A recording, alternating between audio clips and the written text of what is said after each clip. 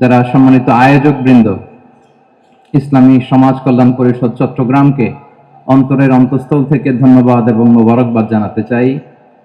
যারা দীর্ঘ কয়েক মাস ব্যাপী অনেক কষ্ট করে, অনেক ডিজাইন করে, অনেক প্ল্যান প্রোগ্রাম করে এরকম চমৎকার একটি কোরআনের বাগানকে সাজিয়েছে। আজকের এই প্রোগ্রামের সম্মানিত সভাপতি, প্রধান অতিথি, বিশেষ অতিথি, মঞ্চে উপবিষ্ট উলামায়ে কেরাম, কমিউনিটি লিডার্স, চট্টগ্রামের বিভিন্ন পর্যায়ের বিভিন্ন দলের সামাজিক, ধর্মীয়, রাজনৈতিক নেতৃবৃন্দ, ব্যবসায়ী ভাইয়েরা, চাকরিজীবী ভাইয়েরা, শ্রমজীবী ভাইয়েরা, ছাত্র ভাইয়েরা, পর্দার আড়ালে আমার মায়েরা এবং বোনেরা, সাংবাদিক বন্ধুরা, মিডিয়া কর্মী, ইউটিউবার্স, ভলান্টিয়ার্স, আপনাদের সবাইকে অন্তরের অন্তঃস্থল থেকে শুভেচ্ছা জানাই, মোবারকবাদ জানাই। আপনারা সবাই কেমন আছেন? সবাই ভালো আছেন? সুস্থ আছেন? দোয়া করি আল্লাহ তাআলা আপনাদের সবাইকে ভালো রাখুন, সুস্থ রাখুন, নিরাপদে রাখুন। আমরা সবাই পড়ি আমিন। সম্মানিত সুধী, হযরতুল আল্লাম শহীদ মরহুম আল্লামা দেলওয়ার হোসেন সাঈদী রাহিমাহুল্লাহ, ওনার স্মৃতি বিজড়িত আজকের এই ঐতিহাসিক প্যারেড ময়দানের তাফসিরুল কোরআনের প্রোগ্রামে সব আছে। স্টেজ আছে,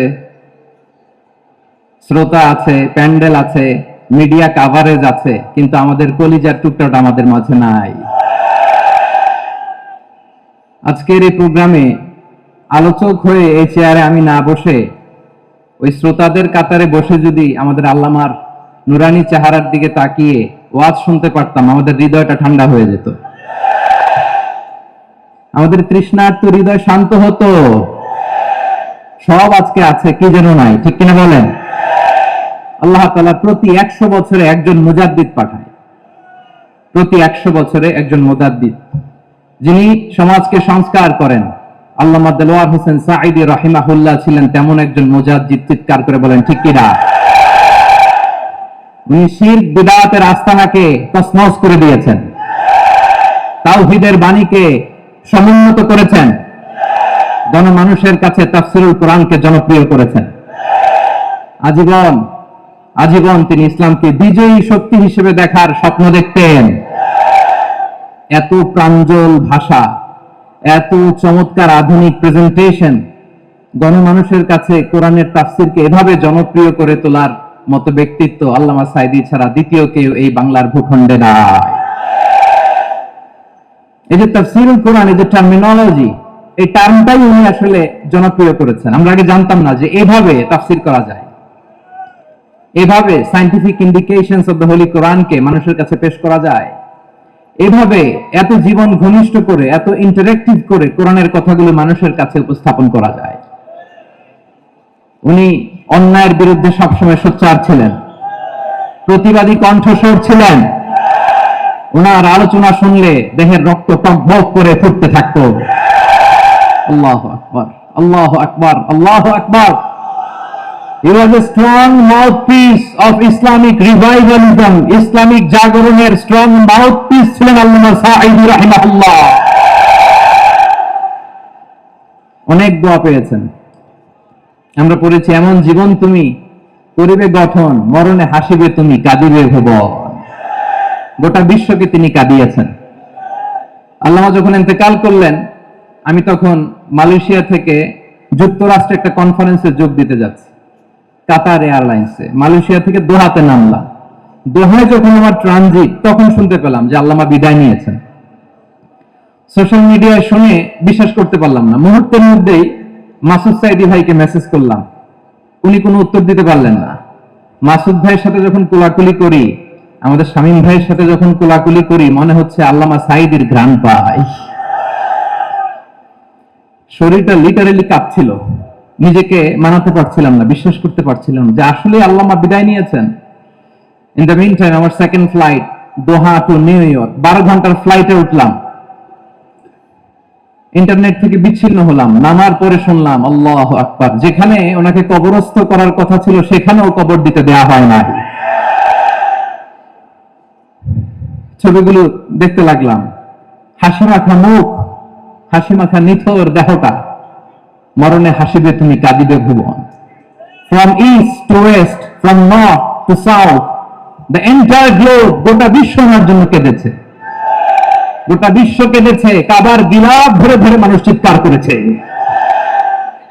এর চেয়ে শ্রেষ্ঠ মৃত্যুকার হতে পারে? আমাদের আল্লামার আর কি পাওয়ার ছিল বলেন? আর কি পাওয়ার ছিল? কুল্লু নাফসিন যায়িকাতুল মাউত, যারাই দুনিয়াতে আসবে তারা ইন্তেকাল করবে, এটা আমরা মেনে নেই, এটা আমরা জানি। কিন্তু অবাক করার বিষয় হচ্ছে আমরা আজও জানি না আমাদের আল্লামার মৃত্যু কি স্বাভাবিক হয়েছে নাকি এটা পরিকল্পিত মেডিকেল কিলিং ছিল। এটা যে পরিকল্পিত মেডিকেল কিলিং ছিল এটা ধারণা করার পেছনে অনেক কারণ আছে। তিনি আধিপত্যবাদের বিরুদ্ধে সোচ্চার ছিলেন, ফ্যাসিবাদের বিরুদ্ধে সোচ্চার ছিলেন, রাজনৈতিক প্রতিহিংসার শিকার ছিলেন। এজন্য এটা মেডিকেল কিলিং হতে পারে এ ধারণা আমরা করতেই পারলে আওয়াজ করে বলেন ঠিক কিনা? যে সময়টা আমরা কাটাচ্ছি এত সুন্দর সময় বাংলাদেশ আর পাবে না। আমাদের জন্মের পর থেকে এরকম চমৎকার সময় আমরা পাই নাই। এটাই আসল সময়। আমরা ইন্টারিম গভর্নমেন্টের কাছে দাবি জানাই, উচ্চতর তদন্ত কমিটি করে এটা কি হত্যাকাণ্ড ছিল নাকি স্বাভাবিক মৃত্যু ছিল, এই রিপোর্ট গণমানুষের কাছে প্রচার করে জানাতে হবে। এই দাবির সাথে কি সবাই আপনারা একমত? কারা কারা একমত হাত তুলে দেখান।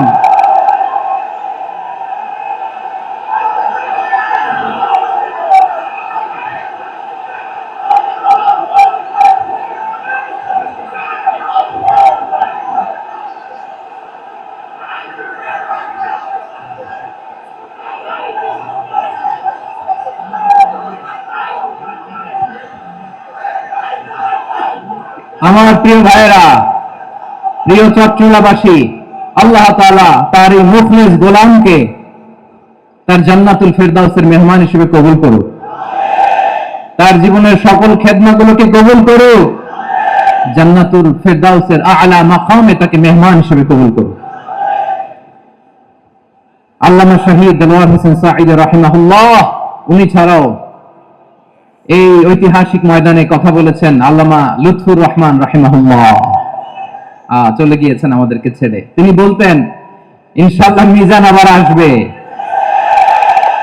হুজুর আমি তো আসলাম, আপনি তো আমাদেরকে ছেড়ে চলে গেলেন।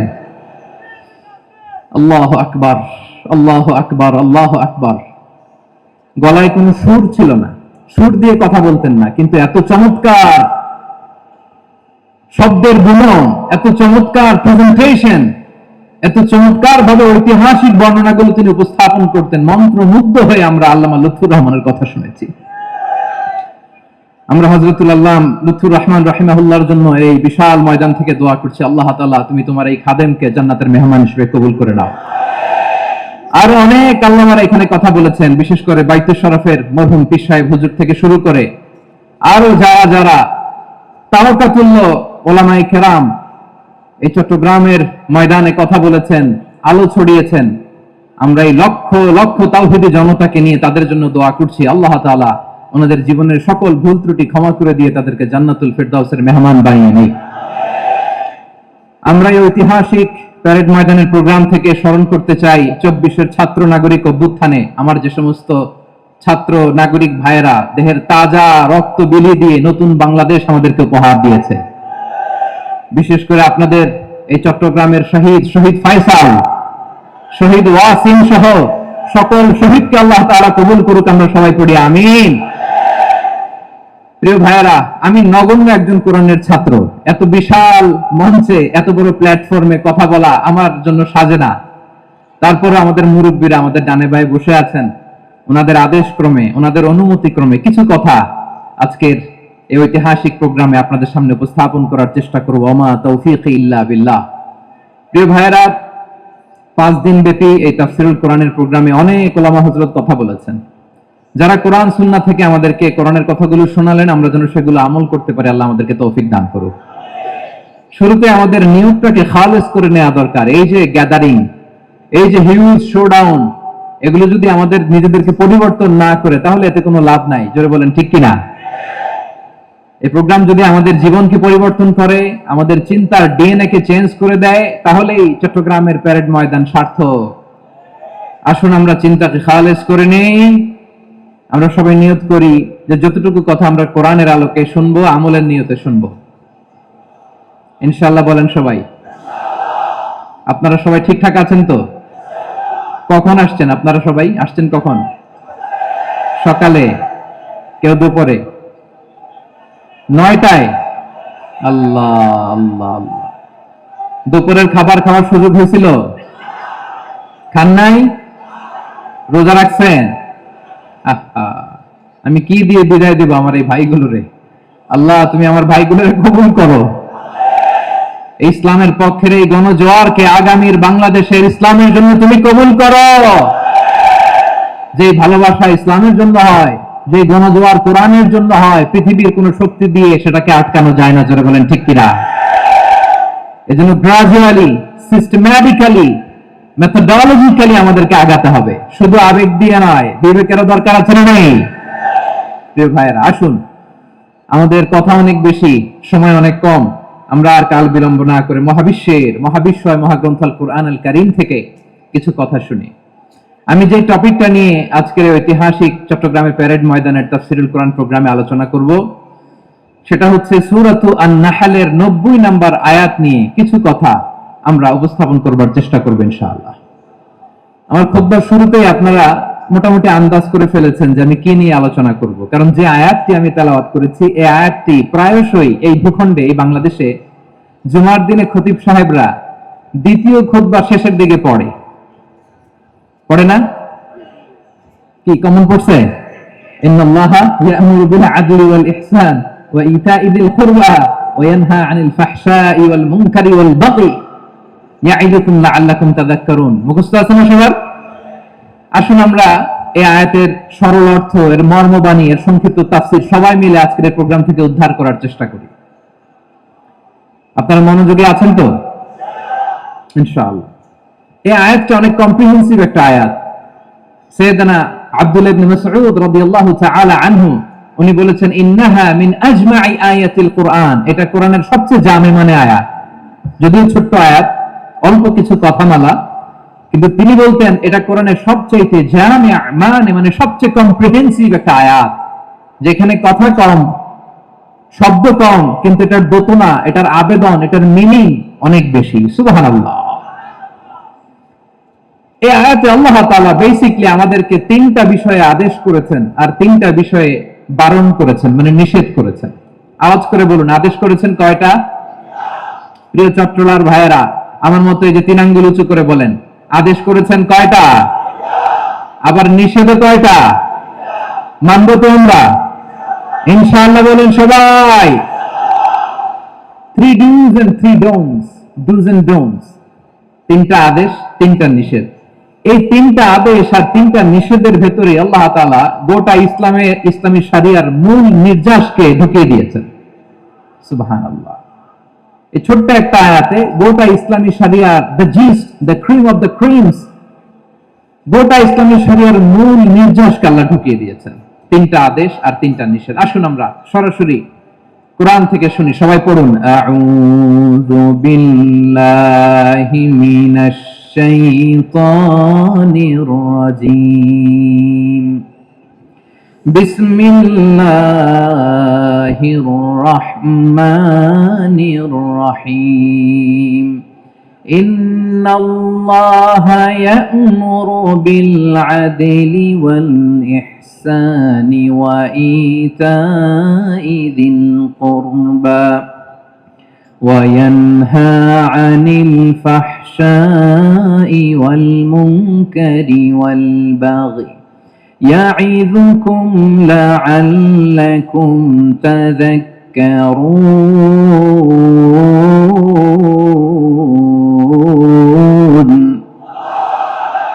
আল্লাহ তাআলা ইরশাদ করছেন, ইন্নাল্লাহা ইয়া'মুরু বিল আদলি ওয়াল ইহসান। নিশ্চয় আল্লাহ তাআলা তোমাদেরকে ন্যায় বিচারের আদেশ দেন, সদাচরণের আদেশ দেন, নিকট আত্মীয়দেরকে দানের আদেশ দেন। আদেশ কয়টা? আওয়াজ করে সবাই বলুন তো কয়টা? নিশ্চয় আল্লাহ তাআলা তোমাদেরকে ন্যায় বিচারের আদেশ দেন, সদাচরণের আদেশ দেন, তিনি তোমাদের নিকট আত্মীয়দেরকে দানের আদেশ দেন, আর তিনি তোমাদেরকে অশ্লীলতা থেকে নিষেধ করেন, মন্দ কাজ থেকে নিষেধ করেন, অবাধ্যতা সীমা লঙ্ঘন থেকে নিষেধ করেন। তিনি তোমাদেরকে উপদেশ দেন যাতে তোমরা শিক্ষা গ্রহণ করো। সুবহানাল্লাহ। উপদেশ দিচ্ছে স্বয়ং কে? তিনটা জিনিসের আদেশ। ইয়ামুরু বিল আদল, সুবিচার ন্যায় বিচারের আদেশ তিনি দেন।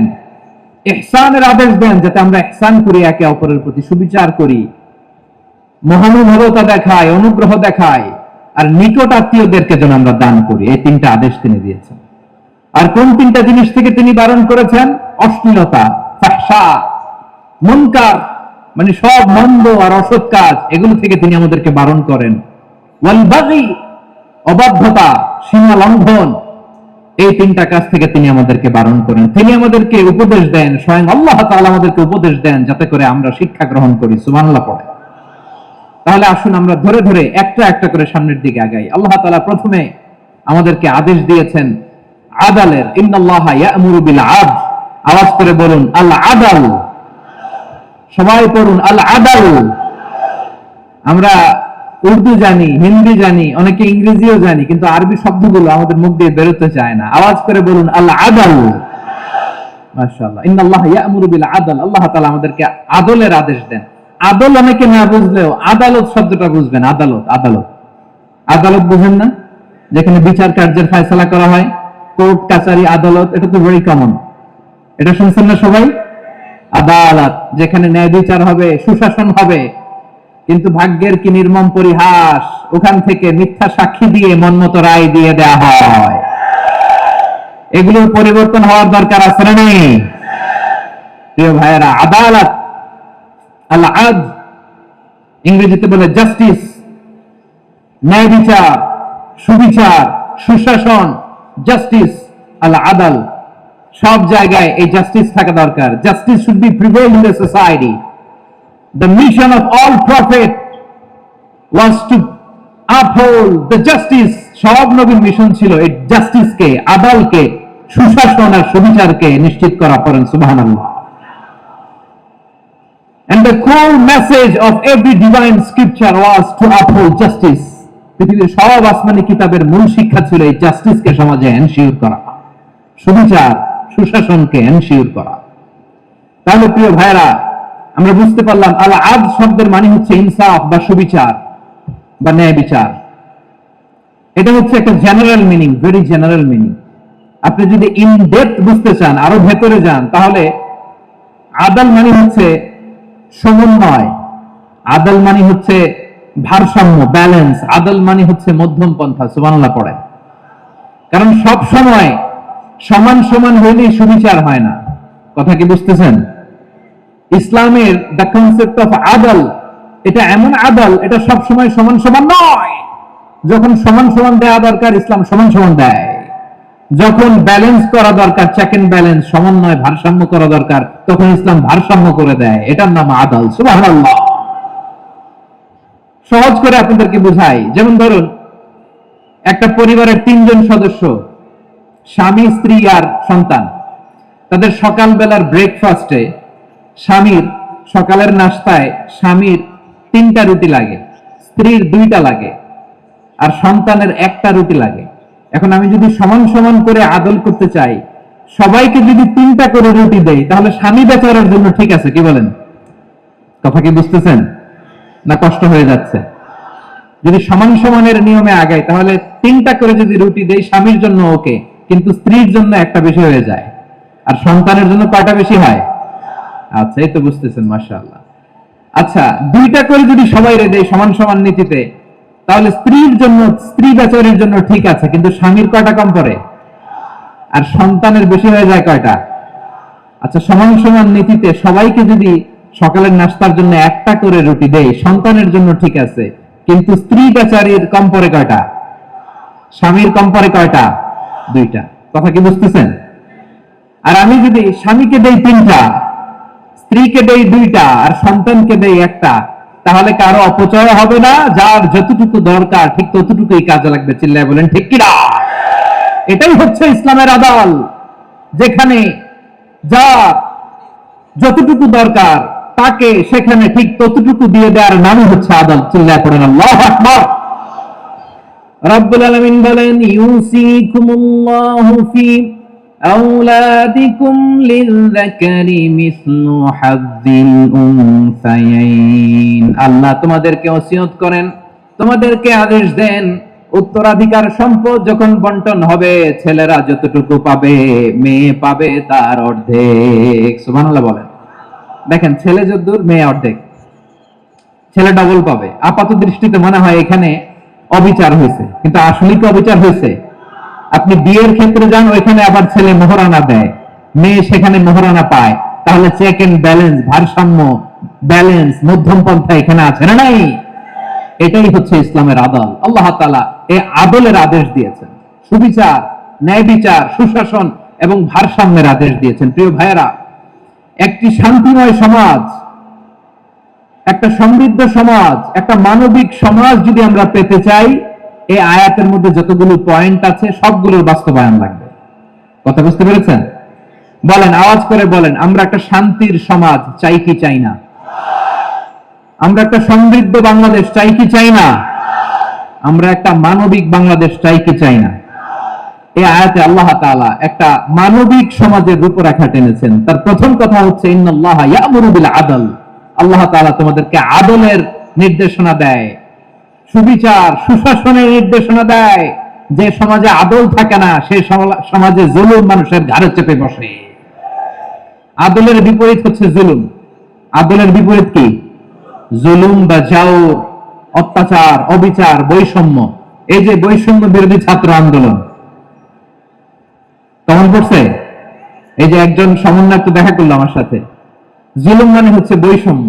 বৈষম্যের স্থান ইসলামে নাই, অবিচারের স্থান ইসলামে নাই, জুলুমের স্থান ইসলামে নাই। আল্লাহ তাআলা বলেন যে আমি জুলুমকে নিজের জন্য হারাম করেছি এবং তোমাদের জন্য হারাম করেছি। বিশ্বনবী ফরমান, আল্লাহ তাআলা বলেন হাদিসে কুদসিতে, ইয়া ইবাদি ইন্নী হারামতুয যুলমা আলা নাফসি ওয়া জাআলতুহু বাইনাকুম মুহাররামান ফালা তাযালামু। আমার গোলামেরা শোনো, নিশ্চয় আমি আল্লাহ তাআলা জুলুমকে আমি আমার উপরে হারাম করেছি, অনুরূপভাবে জুলুম করাকে তোমাদের উপরেও হারাম করেছি। ফলে ফালা তাযালামু, তোমরা একে অপরের সাথে জুলুম করো না। নির্দেশনাটা কার?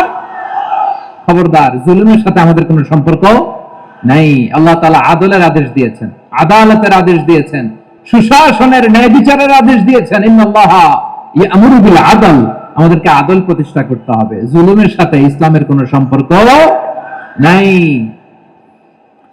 আল্লাহ তাআলা জালিমদের জন্য কঠিন শাস্তি প্রস্তুত করে রেখেছেন। যারা এই আদলকে ভুলুণ্ঠিত করে জুলুমের রাস্তায় হাঁটতে চায়, তাদের প্রাপ্য কিয়ামতের ময়দানে বুঝিয়ে দিবে কে? আল্লাহ তাআলা তাদের প্রাপ্যকে বুঝিয়ে দিবেন। এজন্য বিশ্বনবী বলে, খবরদার, তোমরা ইনসাফ করবে, আদল করবে, জুলুম করবে না। আর যুলমু যুলুমাতুন ইয়াউমাল কিয়ামা, জুলুম কিয়ামতের দিন অন্ধকার হয়ে জালিমের ঘাড়ে চেপে বসবে। আবার বিশ্বনবী বলতেন, ইত্তাকি দাওয়াতাল মাজলুম, খবরদার, তোমরা মজলুমের কান্নাকে ভয় করো। ফাইন্নাহু লাইসা বাইনাহু ওয়া বাইনাল্লাহি হিজাব, কেননা মজলুমের কান্নার মাঝে আর আল্লাহর আরশের মাঝে কোনো পর্দা থাকে না। বিশ্বাস হয়? এই কথা বিশ্বাস হয়? এর জলজন্ত প্রমাণ তো আমরা নিজেরাই দেখলাম। হ্যাঁ, মজলুমের কান্না ফুলে ফেপে মহিরুহ হয়ে, পাহাড়ের মতো হয়ে, বিস্ফোরিত হয়ে জালিমের মসনদকে সরকার করে দিয়েছে।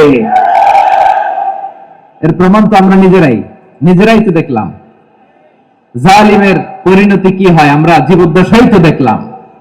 এমনও কোন জুলুম নাই যে হয় নাই, ঠিক কিনা বলেন? আহারে জুলুম, আহারে জুলুম। রিসেন্টলি আয়নাঘরের কিছু ছবি প্রকাশিত হয়েছে সোশ্যাল মিডিয়ায়, দেখেছেন আপনারা? হ্যাঁ, ছোট্ট একটা জায়গা, স্বাধীন মানুষকে প্রাণীর মতো, পাখির মতো খাঁচায় বন্দী করে রেখেছে। কখন দিন কখন রাত কিচ্ছু জানে না, কখন দিন কখন রাত কিছু জানে না। বছরের পর বছর কেটে গিয়েছে। এক্সট্রা জুডিশিয়াল কিলিং এর কোনো হিসাব নাই, বিচার বহির্ভূত হত্যা। এনফোর্স ডিসঅ্যাপিয়ারেন্স, গুম, যেটা সবচাইতে বড় মানবতা বিরোধী অপরাধ। কত মানুষ যে গুম হয়েছে তার কোনো ইয়ত্তা নাই। যেই ফ্যামিলির সদস্য গুম হয়েছে তারা কি ওই লোকটার জন্য মাগফিরাতের দোয়া করবে নাকি সুস্বাস্থ্যের দোয়া করবে তারা নিজেরাও জানতো না, কারণ জানে না ও বেঁচে আছে না মরে গেছে। আহা, বিডিআর নওজোয়ানদের যারা ছাড়া পেল দেখলাম বিনা অপরাধে, কোন অন্যায় ছাড়া, অপরাধ ছাড়া তাদের জীবন থেকে, তাদের তারুণ্যের, তাদের যৌবনের 15 বছর, 16 বছর, 17 বছর নাই। 6 মাস বয়সের ছোট বাচ্চাকে রেখে জেলে গেছে। 6 মাসের মেয়ে বেরোয় দেখে মেয়ের বয়স 17 বছর। মেয়ে বাবারে চিনে না, বাবা মেয়েরে চিনে না। মেয়েকে এখন বিয়ে দিয়ে আরেক ছেলের হাতে তুলে দিবে। মেয়ের শৈশব বাবা দেখে নাই, মেয়ের কৈশোর বাবা দেখে নাই, মেয়ের তারুণ্য দেখে নাই। আরেক যুবককে দেখলাম 14 বছরের 14 দিনের সংসার, 2 সপ্তাহের সংসার শেষে জেলে গেছে। কত যুবকের যে স্ত্রী চলে গিয়েছে ফ্যামিলি ছেড়ে, কারণ জানে না তো কবে আসবে, কি হবে, কেউ জানতো না। দাম্পত্য জীবনের মাত্র 14 দিনের স্মৃতি, এই স্মৃতিকে আঁকড়ে ধরে এক বোন 16টা বছর, 17টা বছর কাটিয়ে দিয়েছে। আমি নিউজটা দেখে ভাবলাম আমার এই বোনের প্রতিটি দিন কিভাবে কেটেছে, প্রতিটি রাত কিভাবে কেটেছে, প্রতিটি ক্ষণ কিভাবে কেটেছে। বিশ্বনবী বলেছেন, ইত্তাকি দাওয়াতাল মাজলুম ফাইন্না লাইসা বাইনাহু ওয়া বাইনাল্লাহি হিজাব। মাজলুমের কান্নাকে ভয় করো, কারণ মাজলুমের কান্না আর আল্লাহর মাঝে কোনো পর্দা থাকে না। আমরা আর এরকম কোন জুলুম বাংলাদেশে দেখতে চাই না, যারা বলেন ঠিক কিনা। আর কেউ নতুন করে জালিম হোক আপনারা চান? আবার নতুন করে কেউ ফ্যাসিস্ট হোক আপনারা চান? এক দল আরেক দলকে নিশ্চিহ্ন করার রাজনীতিতে মেতে উঠুক, এটা আপনারা চান? আমরা বাংলাদেশকে আদম দিয়ে সাজাতে চাই। আমরা এই 56,000 বর্গ মাইলের প্রতিটা ইঞ্চি মাটিকে কোরআনের আইন দিয়ে সাজাতে চাই। রাজি আছেন আপনারা? কারা কারা রাজি দেখান হাত তুলে আল্লাহকে।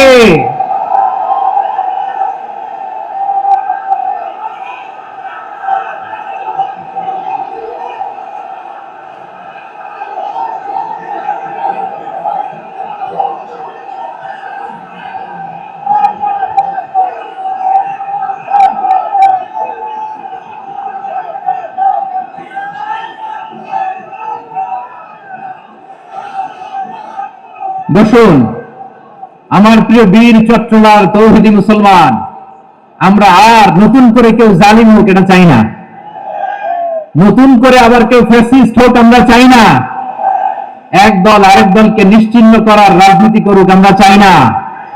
আমরা সুশাসনের বাংলাদেশ চাই, আমরা মানবিক বাংলাদেশ চাই, আমরা একটা সমৃদ্ধ বাংলাদেশ চাই, আমরা বিশ্বের বুকে সম্মান নিয়ে মাথা উঁচু করে দাঁড়াতে চাই, ঠিক কিনা বলেন? আল্লাহ বললেন, এটা যদি তোমরা চাও, একটা সমৃদ্ধ সমাজ যদি বিনির্মাণ করতে চাও, মানবিক সমাজ যদি বিনির্মাণ করতে চাও, আমি তোমাদেরকে সেজন্য প্রথমে আদালতের নির্দেশ দিলাম। ইন্নাল্লাহা ইয়া'মুরু বিল আদল, নিশ্চয় আল্লাহ তাআলা তোমাদেরকে ন্যায় বিচার, সুশাসন এটার আদেশ দেন। সুবহানাল্লাহ। আদাল, ন্যায় বিচারের আদেশ আল্লাহ তাআলা কোরআনের বিভিন্ন আয়াতে দিয়েছেন। আল্লাহ তাআলা বলছেন, ইন্নাল্লাহা ইয়া'মুরুকুম আন তু'আদ্দুল আমানাতি ইলা আহলিহা ওয়া ইযা হাকামতুম বাইনান নাসি আন তাহকুমু বিল আদল ইন্নাল্লাহা নি'ম্মা ইয়া'iদুকুম বিহি ইন্নাল্লাহা কানা সামিআন বাসীরা। আল্লাহ তাআলা বললেন, আল্লাহ আদেশ দিচ্ছেন, যে ব্যক্তি আমানতের হকদার তার হাতে তোমরা আমানত পৌঁছে দাও, আর যখন তোমরা বিচার কার্য করবে, বিচার ফয়সালা করবে, আদালতের সাথে করো। সুবহানাল্লাহ বলেন। ওয়া ইযা হাকামতুম বাইনান নাসি আন তাহকুমু বিল আদল, আদালতের সাথে করবা। আল্লাহ তাআলা বলেন, যারা জাজ হবে, বিচারক হবে, তাদের যদি বাদী বিবাদীর কারোর সাথে শত্রুতা থাকে, কারোর সাথে যদি কোনো ধরনের রেষারেষি থাকে, আল্লাহ বলেন বিচার কার্য করতে যে ওই শত্রুতা রেষারেষির কারণে আদালতের বাইরে যে অবিচার করে বিচার করো না। ওয়ালা ইয়াজরিমান্নাকুম শানাআনু কওমিন আলা আল্লা তা'দিলু ই'দিলু হুয়া আকরাবু লিত্তাকওয়া ওয়াত্তাকুল্লাহা ইন্নাল্লাহা খাবীরুম বিমা তা'মালুন। খবরদার কোন জাতির প্রতি, কোন গোষ্ঠীর প্রতি, কোন গোত্রের প্রতি আক্রোশ যেন তোমাদেরকে ন্যায় বিচার থেকে দূরে সরিয়ে না দেয়, বরং আমি আল্লাহর আদেশ হলো ই'দিলু, তোমরা আদল করো, ন্যায় বিচার করো, সুবিচার করো, সুশাসন প্রতিষ্ঠা করো। হুয়া আকরাবু লিত্তাকওয়া, এটাই তাকওয়ার সবচেয়ে কাছাকাছি। সুবহানাল্লাহ বলেন।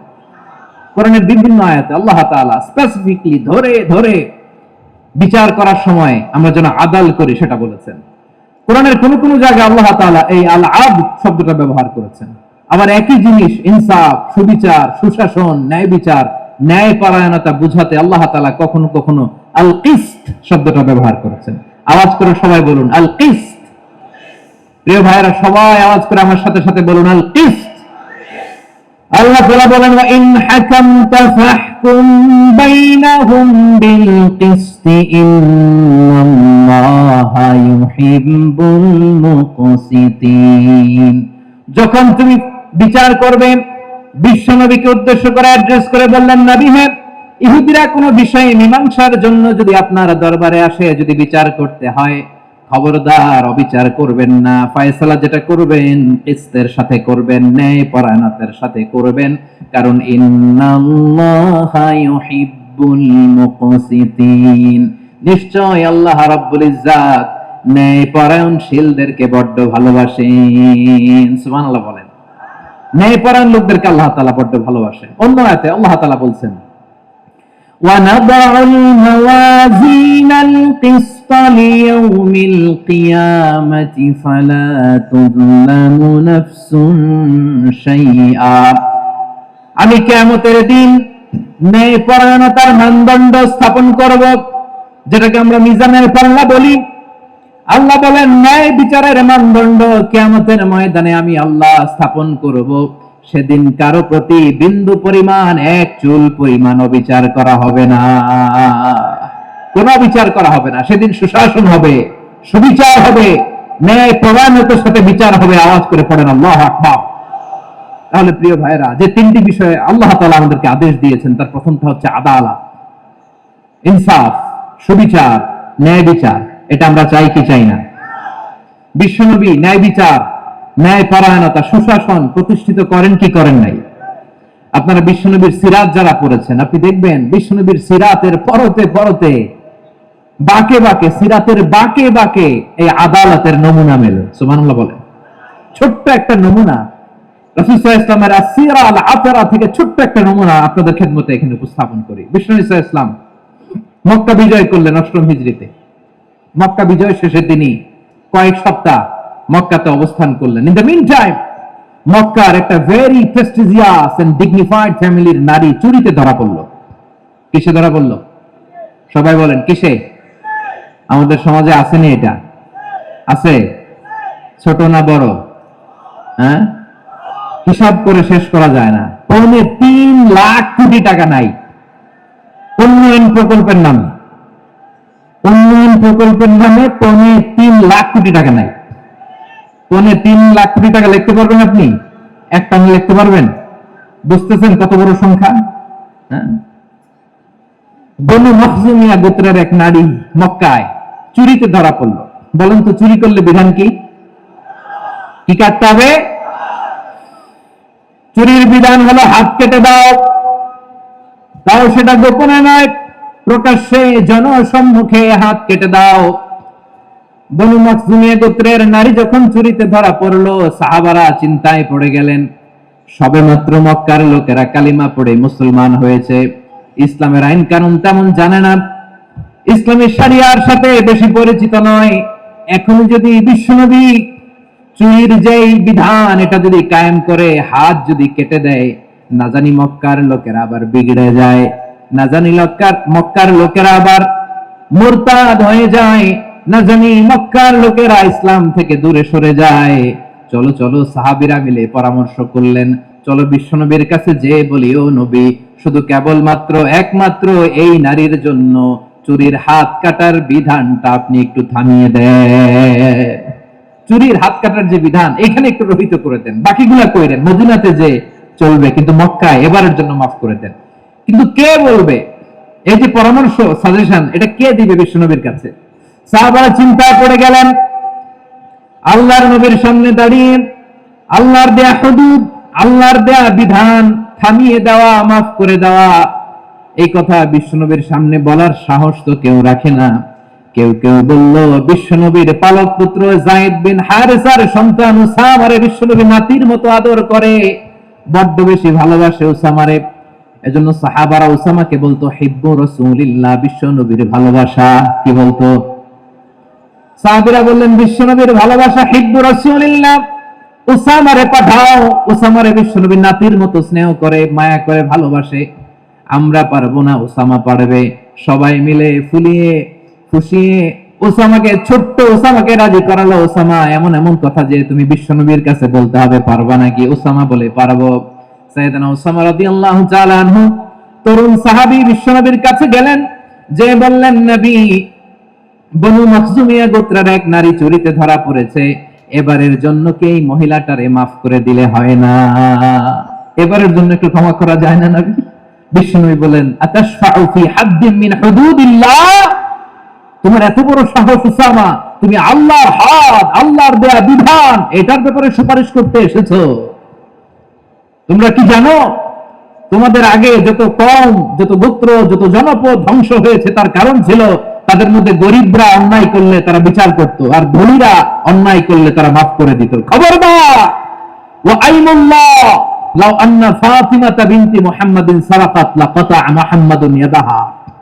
বিশ্বনবী বললেন, আরে উসামা, বানু মখজুমিয়ার এই প্রেস্টিজিয়াস এন্ড ডিগনিফাইড ফ্যামিলির মেয়ে তো দূর কি বাত, অনেক দূরের কথা। জেনে রেখো উসামা, আমার কলিজার টুকরা, নয়নের পুটুলি ফাতেমাও যদি মক্কার জমিনে আজকে এই চুরির দায়ে ধরা পড়তো, আমি বিশ্বনবী মুহাম্মাদুর রাসূলুল্লাহ ধরে ফাতেমার ডান হাতটা কেটে দিতে এক বিলম্ব দেরি করতাম না। ইন্নাল্লাহা ইয়া'মুরু বিল আদল, আমাদেরকে জাস্টিস শেখায় পশ্চিমারা, আমাদেরকে ইনসাফ শেখায়, আমাদেরকে সুশাসন শেখায়। আর ইনসাফ, সুশাসন, ন্যায় বিচার, সুবিচার, জাস্টিস কারে বলে বিশ্বনবীর বায়োগ্রাফি থেকে জেনে নাও। এই ছিল বিশ্বনবী সাল্লাল্লাহু আলাইহি ওয়াসাল্লামের আদালতের নমুনা। আপনি যদি সাইয়েদনা ওমর ফারুকের জীবনের দিকে তাকান, এমন কঠোর, এমন বীর সেনানী ছিলেন। সাইয়েদনা ওমর ফারুক যদি রাস্তার এই মাথা দিয়ে হাঁটা শুরু করতেন, শয়তান ওমর ফারুককে দেখলে ওই রাস্তা রেখে দিয়ে অন্য রাস্তা দিয়ে হাঁটতো। সুবহানাল্লাহ। ওমর ফারুক রাদিয়াল্লাহু তাআলা কি পার্সোনালিটি ছিল, কি পার্সোনালিটি! আমাদের এলাকায় ছোট বাচ্চারা রাতে ভাত খেতে চায় না, আমার মেয়েটাও খেতে চায় না। এই এটা দিব, ওইটা দিব, আজকে মাহফিলে আসার সময় বলে দিছে লিস্ট করে, এটা এটা আনতে হবে। তো ছোট্ট বাচ্চাদের অনেক বায়না থাকে, ওরা রাতে খেতে চায় না। তো মায়েরা বিভিন্ন ভয় দেখায়, এই বাঘ আসবে, বাঘ আসবে খাও, এই ভূত আসবে, ভূত আসবে খাও। আপনারা কি বলেন চট্টগ্রামে? কি আসবে? হ্যাঁ, ভূত, ভূত, ভূত আসবে, বাঘ আসবে, খাও খাও খাও, তাড়াতাড়ি খাও। তো বাচ্চারা এগুলো শুনে ভয়ে খেতে শুরু করে। মদিনার জমিনেও একই ঘটনা ঘটতো। মদিনার ছোট্ট ছোট্ট সোনামণিরা খেতে চাইতো না। তো মায়েরা বলতো, হা হুয়া ইয়াতি উমর, হা হুয়া ইয়াতি উমর, ওই যে ওমর আসতেছে। ওমর ফারুকের কথা শুনলে বাচ্চারা একেবারে ঠান্ডা। সুবহানাল্লাহ পড়বেন না?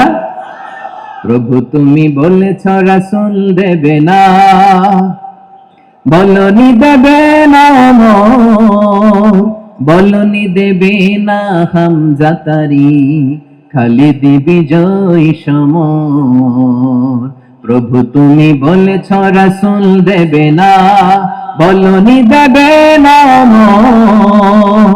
বলনি দেবে না হামজা তারি, খালিদ বিজয় সমর, প্রভু তুমি বলেছ রাসূল দেবে না।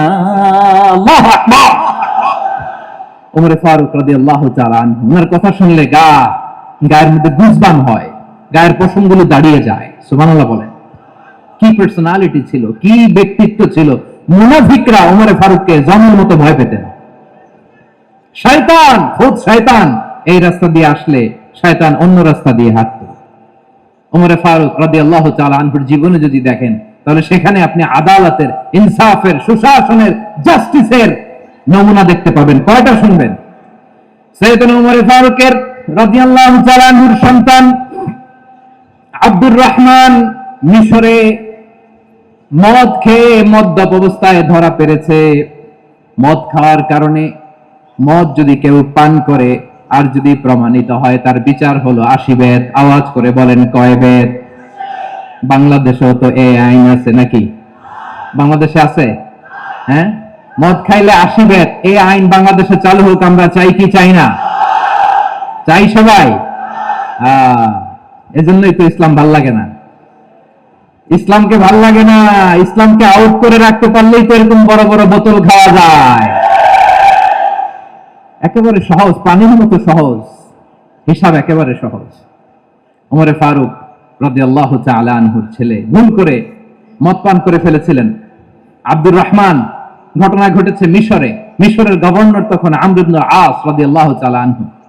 আব্দুর রহমানের ভাই যে গভর্নরকে বলল, গভর্নর যদি একটু দয়া করেন, খলিফার ছেলে আমার ভাই আব্দুর রহমান মদ্যপ অবস্থায় ধরা পড়েছে, জনসম্মুখে যদি আপনি ব্যত্রাঘাত করেন আমাদের প্রেস্টিজ থাকে না, যদি 80 বেত আপনি মারেন আমার কোনো কথা নাই, কিন্তু ঘরের ভেতরে মারেন।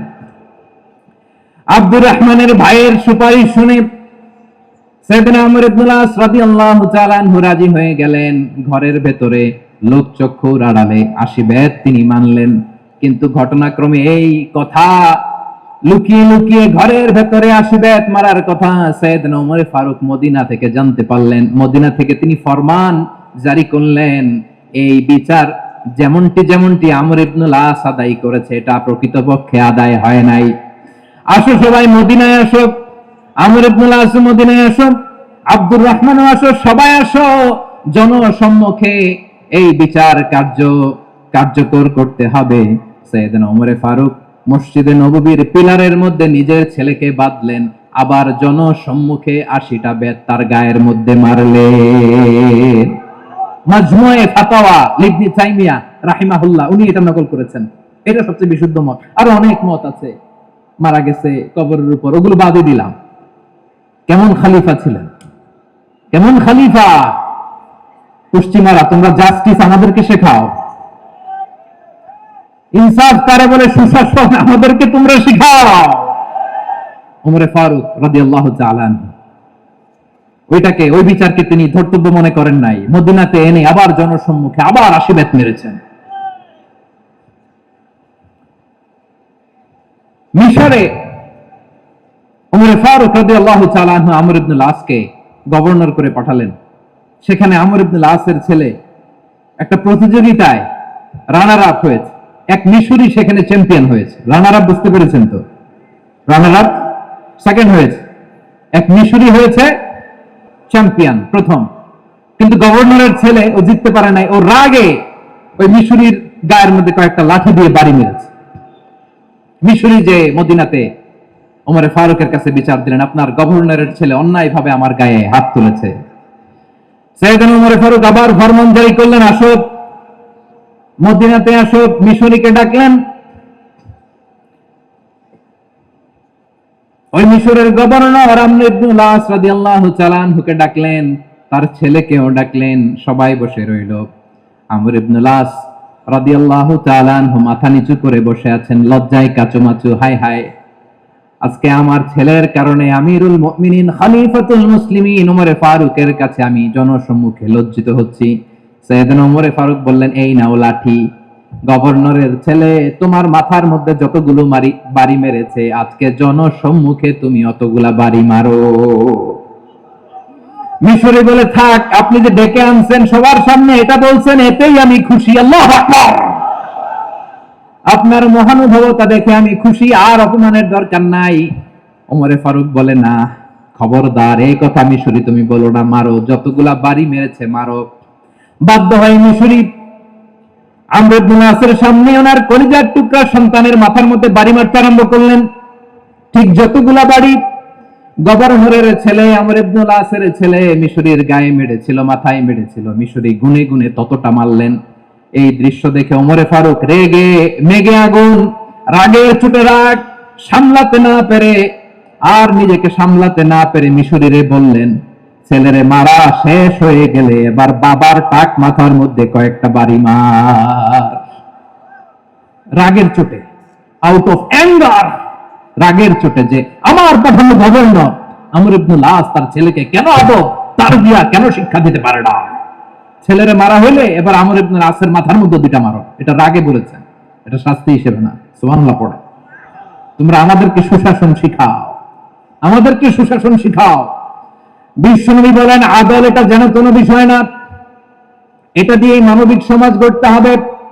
আল্লাহ তাআলা কিয়ামতের কঠিন ময়দানে, যেদিন স্বামী স্ত্রীকে চিনবে না, স্ত্রী স্বামীকে দেখে পালিয়ে যাবে, বন্ধু বন্ধুরে চিনবে না, পীর সাহেব মুরিদরে চিনবে না, মুরিদ পীর সাহেবরে চিনবে না, দলের কর্মী তার নেতারে চিনবে না, নেতা তার কর্মীরে চিনবে না, বন্ধু বন্ধুরে দেখে পালাবে। এই কঠিন মুহূর্তে সূর্যটা মাথার কাছে চলে আসবে, জমিনটা তামার জমিন হবে, আজকের জমিনের মতো নয়।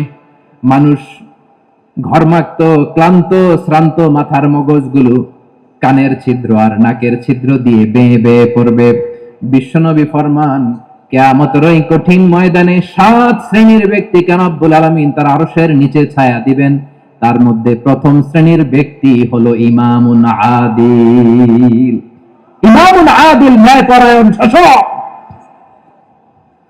যে ইনসাফের সাথে বিচার করে, যে জাস্টিস সমাজে সার্ভ করে, যে সুশাসন নিশ্চিত করে, ওই ইমামুন আদিল। আদিল শব্দটা বুঝছেন না? ইন্নাল্লাহা ইয়া'মুরু বিল আদল, পাইছেন? আদিল। 7 শ্রেণীর ব্যক্তিকে আল্লাহ তাআলা সুশীতল আরশের নিচে ছায়া দিবেন, যেদিন তার দেয়া ছায়া ছাড়া কোনো ছায়া থাকবে না। এর প্রথম হচ্ছে ইমামুন আদিল, ন্যায়পরায়ণ শাসক। চিল্লায় বলেন সুবহানাল্লাহ। আবার বিশ্বনবী বললেন, ইন্নাল মুকসিতিনা ইনদাল্লাহি আলা মানাবিরা মিন নূর আন ইয়ামিনির রহমান। কিয়ামতের দিন যারা ন্যায়পরায়ণ হিসেবে আল্লাহর সামনে দাঁড়াবে, কিয়ামতের দিন রব্বুল আলামিন তার আরশের ডান দিকে ওই ন্যায়পরায়ণ লোকদের জন্য আরশের ডান দিকে একটা নূরের মিম্বারে তাদেরকে বসার সুযোগ করে দিবে। আল্লাহর আরশের ডান দিকে ন্যায়পরায়ণ লোকদের জন্য আল্লাহ তাআলা নূরের মিম্বার বানাবে। চারটেখানে কথা মনে করেছেন? আল আদাল, জাস্টিস। ইন্নাল্লাহা ইয়া'মুরু বিল আদল। আল্লাহ তাআলা এই আদালতের নির্দেশনা দেয়, সুবিচার, সুশাসন। প্রিয় ভাইরা, এটা আমরা বাংলাদেশে চাই কি চাই না? এই যে অরাজকতা, এই যে অন্যায়, এই যে জুলুম, এই যে ইনকনসিস্টেন্সি, সমাজের অসঙ্গতির প্রধান কারণ জাস্টিস নাই, সুবিচার নাই, সুশাসন নাই। শেষবারের মতো আওয়াজ করে বলেন তো, আমরা বাংলাদেশে আদল চাই কি চাই না? তাহলে প্রথম নির্দেশনা শেষ। আল্লাহ তাআলা তোমাদেরকে আদলের আদেশ দেন। এরপরে আল্লাহ বললেন, আমি তোমাদেরকে ইহসানের আদেশ দেই। ইন্নাল্লাহা ইয়া'মুরু বিল আদলি ওয়াল ইহসান।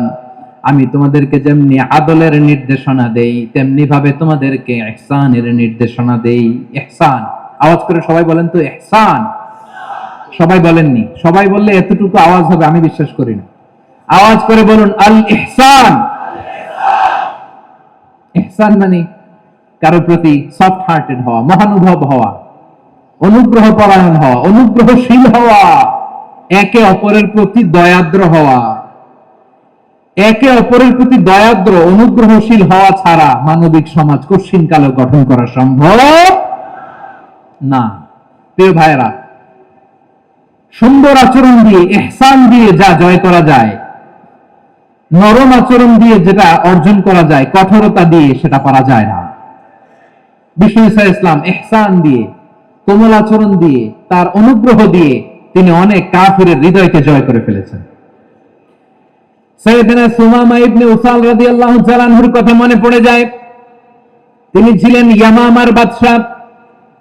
মদিনাতে বিশ্বনবীকে হত্যা করার নিয়তে এসেছিলেন। গোপনে গোপনে বিশ্বনবীকে হত্যা করে আবার ইয়ামামাতে তিনি ফিরে যাবেন। কিন্তু কি অবাক করা কাণ্ড, হত্যা করতে পারে নাই, সাহাবাদের হাতে তিনি ধরা পড়ে গেলেন। সাইয়েদনা সুমামা ইবনে উসাল রাদিয়াল্লাহু তাআলা আনহু হত্যার নিয়তে আসলেন, কিন্তু হত্যা করতে পারলেন না। সাহাবারা ওনাকে ধরে ফেললেন, ধরে মসজিদে নববীর পিলারের মধ্যে বেঁধে রাখলেন। সুমামা ইবনে উসাল, সিরাত থেকে শুনেন, সিরাত থেকে শোনাচ্ছি, রাদিয়াল্লাহু তাআলা আনহু ইয়ামামার অধিপতি ছিলেন। ইয়ামামা বিশ্বনবীকে হত্যার জন্য আসছেন, ধরা পড়ে গেছেন, এখন মসজিদে নববীতে বেঁধে রাখছে, তার মানে বন্দী। এখন স্ট্যাটাস কি? বন্দী, ক্যাপটিভ। বিশ্বনবী সাল্লাল্লাহু আলাইহি ওয়াসাল্লাম সাহাবাদেরকে বললেন, তার খোঁজ খবর নিও, সুমামা ইবনে উসালের খোঁজ খবর নিও।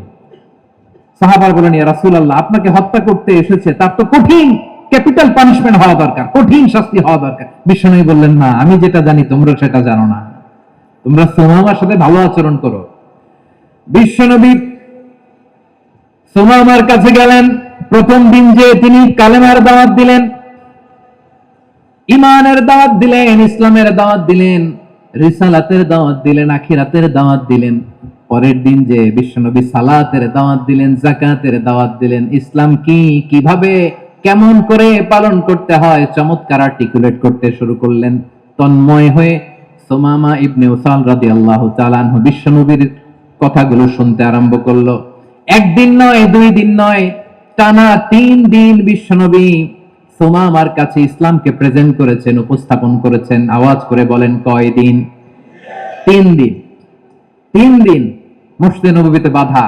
আর সাহাবীদেরকে বললেন, তার খোঁজ খবর নিও, তোমরা যে রুটি বানাও এর মধ্যে সবচেয়ে ভালো আটার রুটিটা তারে দিও, সবচেয়ে রিফাইন্ড খেজুর, যেটা পিওর খেজুর, এটা তারে দিও। আর বিশ্বনবী নিজের ওট থেকে দুধ দহন করে ওনার বাড়ির এক কর্মচারীকে বলেছেন, দুধ দহন করে সুমামার জন্য নিয়ে যেও। সুবহানাল্লাহ পড়বেন না? সবাই তো অবাক, ইয়ামামা থেকে আসছে নবীকে হত্যা করতে, বিশ্বনবী দেখে তারে জামাই আদর করে, তাকে মজার মজার খাবার দিও, দুধ দিও, আদর আপ্যায়ন করো। একদিন নয়, 2 দিন নয়, টানা 3 দিন বিশ্বনবী এভাবে সুমামার কাছে যে ইসলামকে প্রেজেন্ট করতে আরম্ভ করলেন, ইসলামকে উপস্থাপন করতে শুরু করলেন। আর তাকে চমৎকার এন্টারটেইনমেন্ট, আপ্যায়ন দিতে আরম্ভ করলেন। টানা 3 দিন যখন ইসলামের দ্য বিউটিজ অফ ইসলাম, ইসলামের সুমহান বাণী, সৌন্দর্য তার কাছে উপস্থাপন শেষ, তাকে আপ্যায়ন শেষ, বিশ্বনবী বললেন সাহাবাদেরকে, যাও এবার সুমামার হাতের পায়ের রশি দুটো খুলে দাও। সাহাবারা বললেন, ইয়া রাসূলুল্লাহ, কি বলেন আপনি? ও তো হত্যাকারী, সুযোগ পায় নাই, আপনারে মারতে পারে নাই, ছেড়ে দিলে আবার ও আপনার উপর তলোয়ার নিয়ে ঝাঁপিয়ে পড়বে। নবী, এই সিদ্ধান্ত আপনি নিতে যাবেন না। বিশ্বনবী বললেন, যেটা বলেছি সেটা করো, সুমামার রশিগুলো ছেড়ে দাও, সুমামার হাতে পায়ের রশিগুলো যে তোমরা খুলে দাও। সাহাবারা তর্ক জুড়ে দিলেন, লা ইয়া রাসূলুল্লাহ, এমনটা করবেন না, তো ভয়ঙ্কর, ভয়ঙ্কর খুনি, কি জানি কি হয়ে যায়। বিশ্বনবী বললেন, না, তার হাতে পায়ের রশিগুলো খুলে দাও। সাহাবারা বিশ্বনবীর কথা মতো তার হাতে পায়ের রশিগুলো খুলে দিল। সুমামা মুহূর্তের মধ্যে মসজিদে নববী থেকে বের হয়ে ইয়ামামায় ফিরে না যে মসজিদে নববীর পাশে একটা খেজুর বাগান ছিল, সেখানে চলে গেলেন। সেখানে একটা ছোট্ট কুয়া ছিল, কুয়ার পানি দিয়ে তিনি গোসল করলেন। সুবহানাল্লাহ পড়েন। কুয়ার পানি দিয়ে গোসল করে মসজিদে নববীর সামনে এসে বিশ্বনবী এবং সাহাবাদের সামনে দাঁড়িয়ে সাব্বাবা উঁচু করে বললেন, আশহাদু আল্লা ইলাহা ইল্লাল্লাহ ওয়া আশহাদু আন্না মুহাম্মাদান আবদুহু ওয়া রাসূলুহু। আল্লাহু আকবার। আমি সাক্ষ্য দিচ্ছি আল্লাহ ছাড়া কোনো ইলাহ নাই, আর মুহাম্মদ আল্লাহ তাআলার প্রেরিত বান্দা এবং রাসূল। প্রিয় ভাইরা, ইহসান দিয়ে যা জয় করা যায়, কঠোরতা দিয়ে সেটা কঠিনকালেও জয় করা যায় না। আওয়াজ করে বলেন ঠিক কি না? এবার সুমামা দাঁড়িয়ে বলে, ওগো নবী, আমি তো কালিমা পড়ে মুসলমান হয়ে গেলাম, এবার শুনেন, এই মুহূর্তের আগে আপনার চেহারার চাইতে নিকৃষ্ট কোনো চেহারা আমার কাছে ছিল না, কিন্তু শাহাদা পাঠ করার পরে আপনার চেহারার চাইতে উত্তম শ্রেষ্ঠ কোনো চেহারা আমার কাছে আর নাই। ও নবী, আজকের দিনের আগে ইসলাম ধর্মের চেয়ে নিকৃষ্ট অপছন্দনীয় কোন ধর্ম আমার কাছে ছিল না, কিন্তু এই মুহূর্ত থেকে ইসলামের চেয়ে সেরা শ্রেষ্ঠ পছন্দনীয় কোন ধর্ম আমার কাছে নাই। নবী গো, আজকের দিনের আগে মদিনার চাইতে অপছন্দনীয় নিকৃষ্ট কোন শহর আমার কাছে ছিল না, কিন্তু এই মুহূর্তের পর থেকে মদিনার চাইতে কোন শ্রেষ্ঠ শহর আমার জানা নাই। সে ছিল গমের বড় ডিলার, গম বেচতো। কি বেচতো? তার গম কিনে মক্কার লোকেরা রুটি খাইতো। সে ঘোষণা দিল, আজকে থেকে মক্কাবাসীদের জন্য সব গম আমি হারাম করে দিলাম, মক্কাবাসী এখন না খেয়ে মরে। সুবহানাল্লাহ পড়বেন না?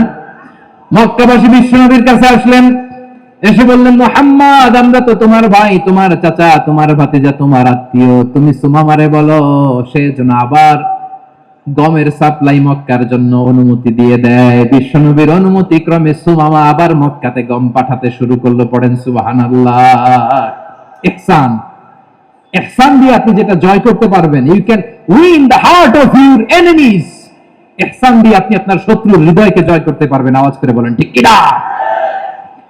এজন্য আল্লাহ বললেন, ওয়ানফিকু ফি সাবিলিল্লাহি ওয়ালা তুলকু বিআইদিকুম ইলাত তাহলুকা ওয়া আহসিনু ইন্নাল্লাহা ইউহিব্বুল মুহসিনিন।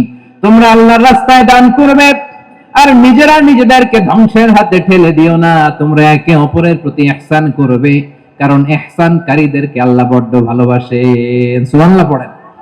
আবার সূরা রহমান আল্লাহ বললেন, হাল জাযাউল ইহসানি ইল্লাল ইহসান ফাবিআইয়ি আলা, সবাই পড়েন, ফাবিআইয়ি আলাই রাব্বিকুমা তুকাযযিবান। ইহসানের প্রতিদান হিসেবে ইহসানই হয়। বিশ্বনবী সুমামার প্রতি যেমন ইহসান করেছেন, সুমামাও ঠিক তেমন ইহসান ফিরিয়ে দিয়েছে। ঠিক কিনা বলেন? তাহলে এক নম্বরে হচ্ছে আদ, ন্যায় বিচার। দুই নম্বরে সবাই বলেন ইহসান, সদাচরণ। ইহসান দুই ধরনের প্রিয় ভাইরা, ইহসান ফিল ইবাদা, ইহসান ফিল মুআমালা। ইহসান ফিল ইবাদা হচ্ছে একাগ্র অনুভবে ইবাদতে ডুব দেওয়া, এর নাম ইবাদতের ইহসান। সুবহানাল্লাহ পড়ে। বিশ্বনবী বলেন, ইহসান মানে কি জানো নাকি? হাদিসে জিবরিলে সাইয়েদনা জিবরিল আলাইহিস সালাম বিশ্বনবীকে বললেন, আখবিরনি আনিল ইহসান। নবী আমাদেরকে বলেন ইহসান মানে কি? বিশ্বনবী বললেন, আনতা আবুদাল্লাহা কাআন্নাকা তারাহু ফাইন লাম তাকুন তারাহু ফাইন্নাহু ইয়ারাক। ইহসান মানে হলো এমন ভাবে তুমি আল্লাহর সামনে নিজেকে উজাড় করে ইবাদত করবে, তুমি ভাববে তুমি আল্লাহকে দেখতে পাচ্ছ। আর এটা যদি ভাবা তোমার জন্য কঠিন হয়ে যায়, অন্তত এতটুকু তুমি ভাববা যে আল্লাহ তোমাকে দেখতে পাচ্ছেন। ঠিক কিনা বলেন? আমার বীর চট্টলার ভাইয়েরা, কেউ যেটা দেখে না সেটা দেখে কে? এই বিশ্বাস হৃদয়ের মধ্যে আছে? নামাজে যখন দাঁড়ান এই ফিলিংসটা আনা যাবে? হ্যাঁ, এশার সালাত তো এখনো হয় নাই না?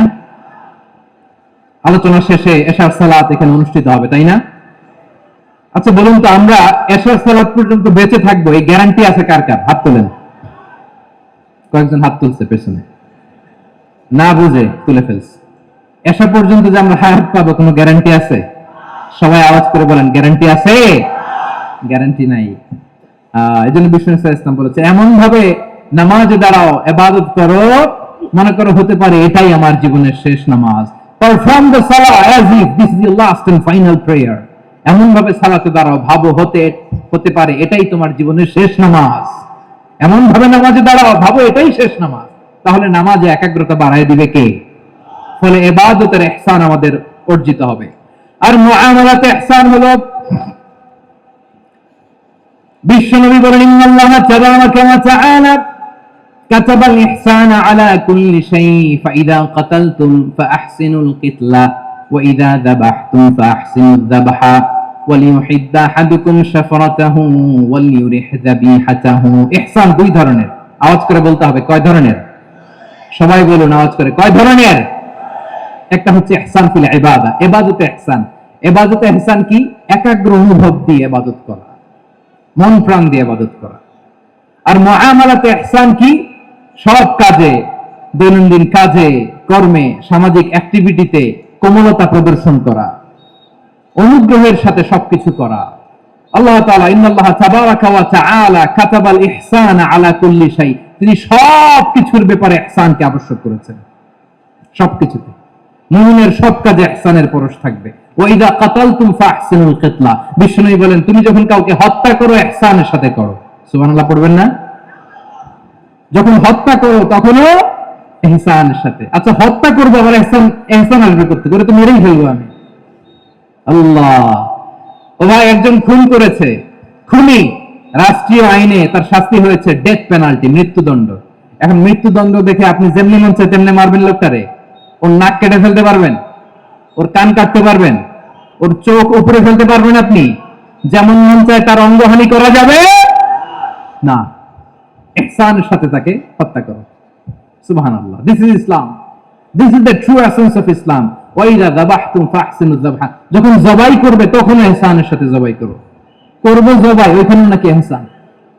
আচ্ছা কুরবানির দিন আমরা পশুগুলোকে কি করি বলেন সবাই আওয়াজ করে? জবাই। জবাই মানে তো এটা মেরেই ফেলতেছি, একটু পরে তো টুকরো টুকরো করে গোশতগুলো খাবো, এটা তো খাবো, এটা তো মেরেই ফেলবে। বিষ্ণু বলে না, জবের মধ্যেও মুমিনের জবের ভেতরেও ইহসানের পরশ থাকা চাই। যখন জবাই করবে প্রাণীটাকে হাত পা টাক করে বেঁধে নাও, ছুরিটাকে শার্পেন করে নাও, ধারালো করে নাও, যাতে অল্প সময়ে জবাইটা হয়ে যায়, প্রাণীটা যাতে কম কষ্ট পায়। সুবহানাল্লাহ পড়ে। দিস ইজ কল্ড ইহসান। ইহসান আল্লাহ তাআলা যেমনি আদলের আদেশ করেছেন, ন্যায় বিচার জাস্টিস এনশিওর করতে বলেছেন, সমাজে ইহসানের ব্যবহার, ইহসানের অনুশীলন তিনি করতে বলেছেন। এজন্য মুমিনের প্রতিটি কাজে, আমার চট্টগ্রামের ভাইরা আমার দিকে তাকান, খেয়াল করে শুনুন, মুমিন জীবনের প্রতিটি কাজে ইহসানের পরশ থাকা চাই। আমরা যেন আমাদের পরিবারের প্রতি ইহসান করি, আমরা যেন আমাদের কর্মচারীদের প্রতি ইহসান করি, আমরা যেন আমাদের কলিগদের প্রতি ইহসান করি, আমরা যেন আমাদের ভাইদের প্রতি ইহসান করি। মুমিন জীবনের প্রতি কাজে ইহসানের পরশ থাকার দরকার আছে না নাই? কথা বুঝতে পেরেছেন? তাহলে আল্লাহ তাআলার তিনটা আদেশ ছিল, কয়টা গেল? ভুলে গেছে, ভুলে গেছে চট্টগ্রাম। তিনটা আদেশের মধ্যে কয়টা বললাম? প্রথমে কি ছিল?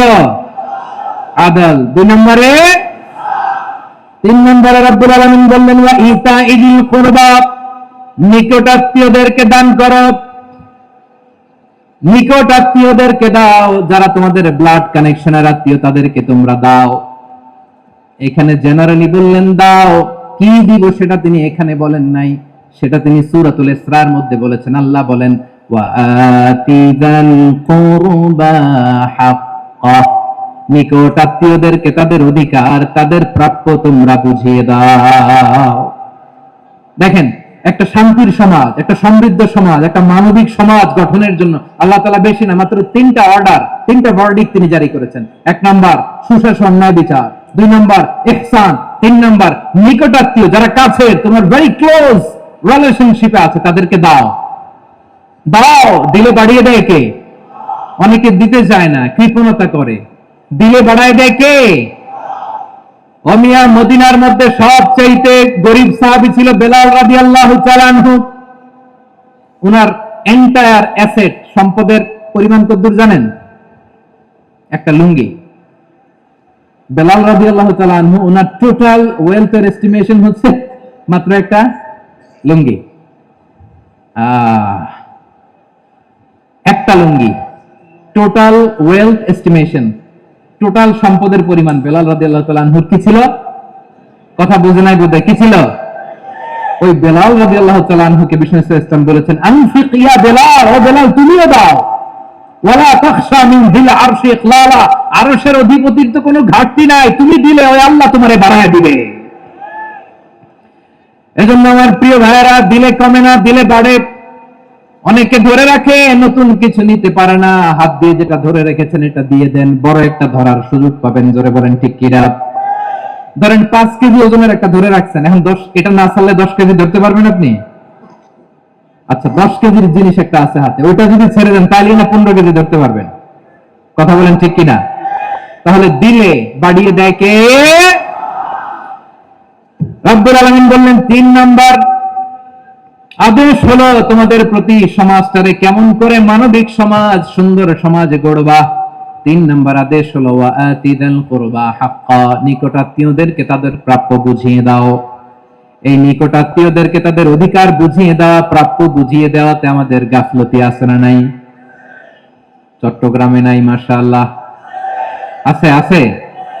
অনেকে দেখবেন অনেক আল্লাহওয়ালা তাহাজ্জুদ গুজার, সিজদা দিতে দিতে কপালে কালো দাগ ফেলে দিছে, সে তার বোনের হকটা আদায় করে নাই। আছে না নাই?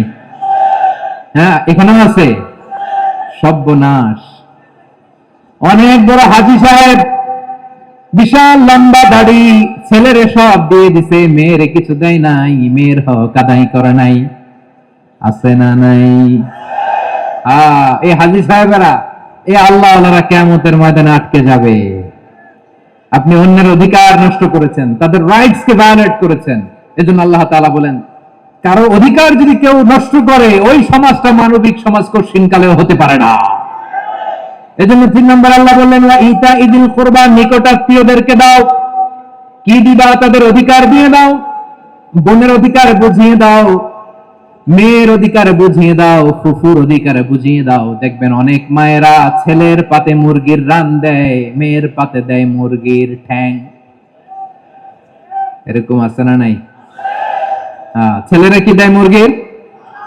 মেয়ের পাতে কি দেয়? মেয়ের কি মুরগির রান খেতে মনে চায় না? মনে চায় না? এমনটা করা যাবে না। নিকটাত্মীয়দেরকে অধিকার দিয়ে দাও, নিকটাত্মীয়ের সাথে সুসম্পর্ক রাখো। আদেশটা কার? এজন্য প্রিয় ভাইয়েরা, জীবনে যদি বারাকা অর্জন করতে চান, নিকটাত্মীয়দের সাথে সুসম্পর্ক রাখতে হবে, তাদের জন্য উপহার পাঠাতে হবে। বিশ্বনবী বলেন লা ইয়াদখুল জান্নাতা ফাতে, যে ব্যক্তি আত্মীয়তার সম্পর্ককে ছিন্ন করে দেয়, সে কঠিন কালেও আল্লাহর জান্নাতে ঢুকবে না। আপনি কি এটারে সহজ হাদিস মনে করছেন? এটা সহজ কথা? আপনি ভাবছেন আপনার নামাজ আপনার বাঁচাতে পারবে, আপনার রোজা বাঁচাতে পারবে, আপনার তাহাজ্জুদ আপনারা বাঁচাতে পারবে? অধিকার নষ্ট করলে কিছুই আপনারা বাঁচাতে পারবে না।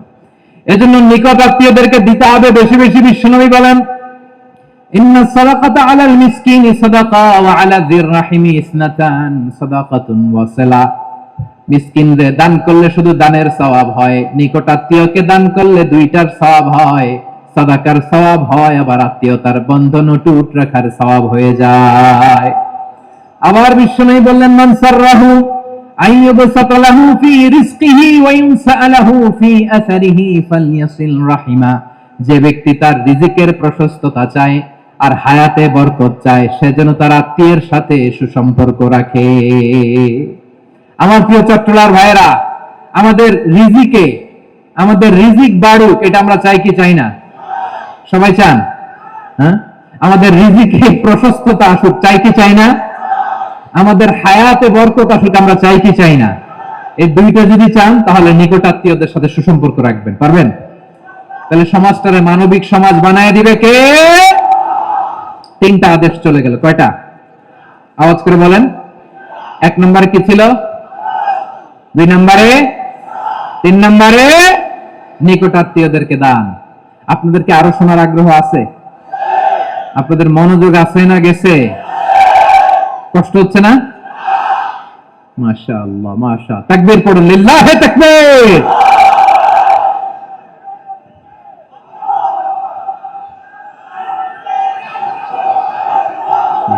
মাশাআল্লাহ।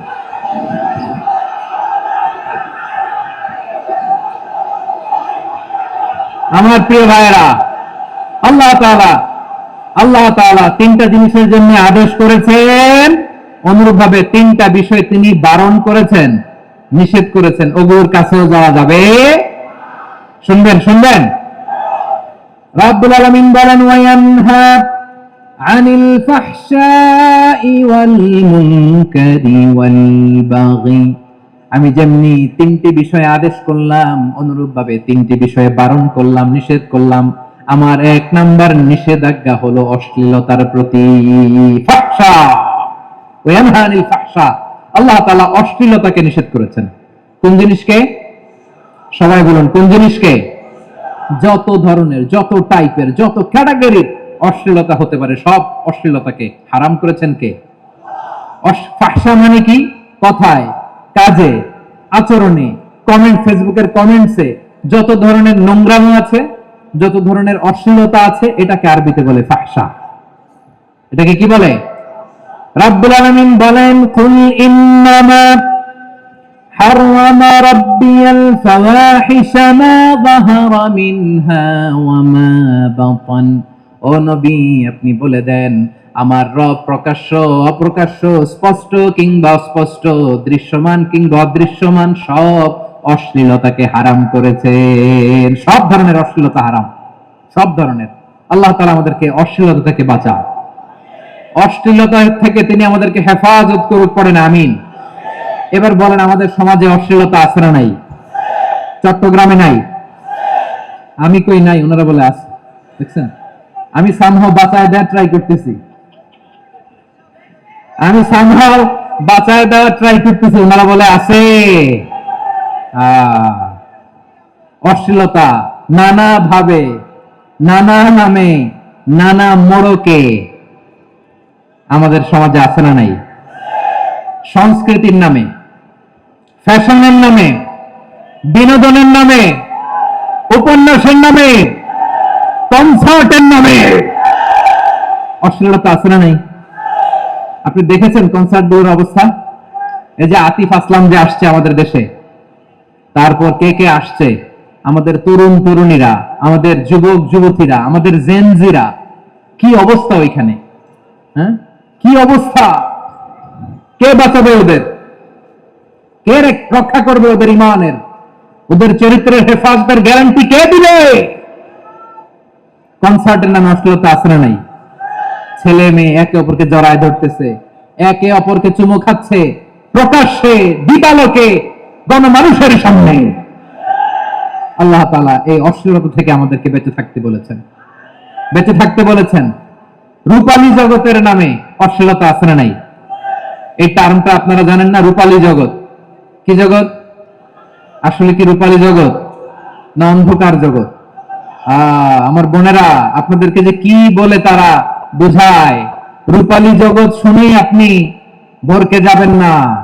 রূপালী জগতে যে নারী যত বেশি উলঙ্গ, সে নাকি তত বেশি সাহসী। জানেন, বলে এটা একটা সাহসী নারী, খুব সাহসী পদক্ষেপ তার। যত বেশি শরীর থেকে কাপড় নামাতে পারবে, যত বেশি বস্ত্রহীন হয়ে নিজেকে প্রেজেন্ট করতে পারবে, সে নাকি তত বেশি সাহসী। আমার চট্টলার ভাইয়েরা, শয়তানের প্রথম এজেন্ডা ছিল বনি আদমকে বস্ত্রহীন করা।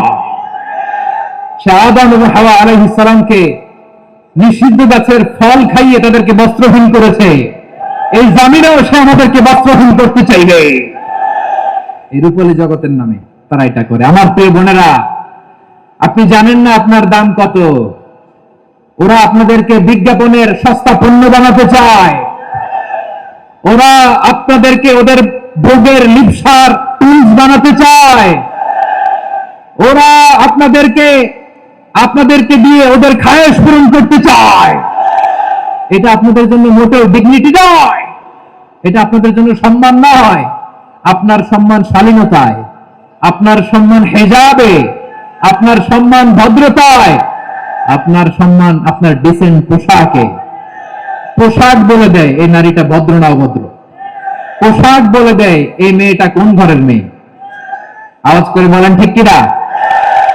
আপনি জানেন না, আপনার সস্তা পণ্য বানায়, ভোগের পণ্য, বিলবোর্ডে আপনাকে উলঙ্গ করে উপস্থাপন করে। এই অশ্লীলতার সাথে ইসলামের কোন সম্পর্ক। এজন্য আল্লাহ বলেন, আমি অশ্লীলতাকে হারাম করেছি। অশ্লীলতাকে হারাম করার প্রথম কারণ হলো এর মাধ্যমে মানবতাকে অপমানিত করা হয়। কারণ মানুষের সম্মান মানুষের পোশাকে। মানুষ যখন পোশাকহীন হয়ে যায়, বস্ত্রহীন হয়ে যায়, তার সম্মান কমে যায়, ঠিক কিনা?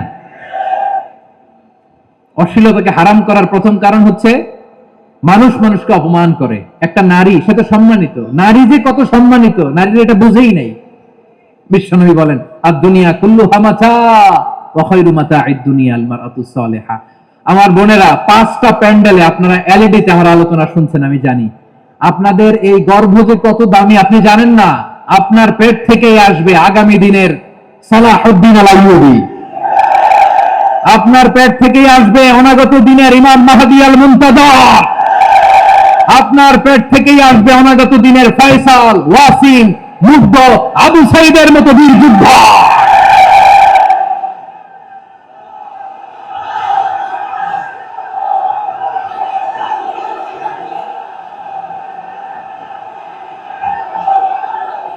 আমার প্রিয় বোনেরা, আমার প্রিয় বোনেরা, বিশ্বনবীর কথার ওজন খেয়াল করেন। আর দুনিয়া কুল্লুহা মাতা ওয়া খায়রু মাতা'আদ দুনিয়াল মারআতুস সালিহা।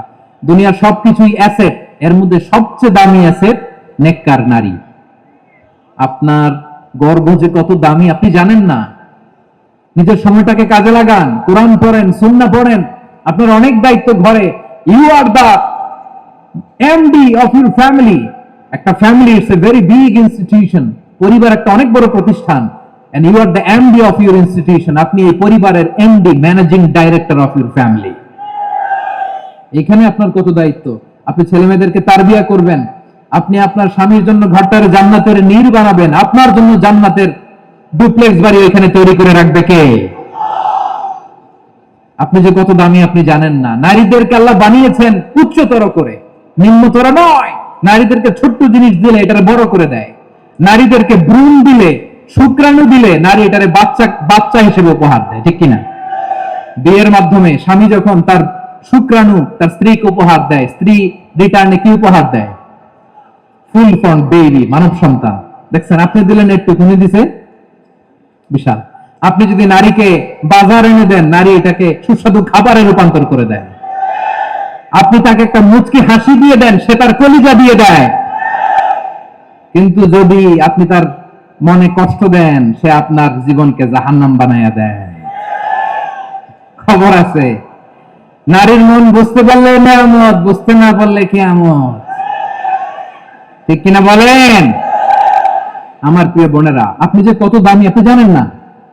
জানেন না আপনি কত দামি, অনেক দামি আপনি।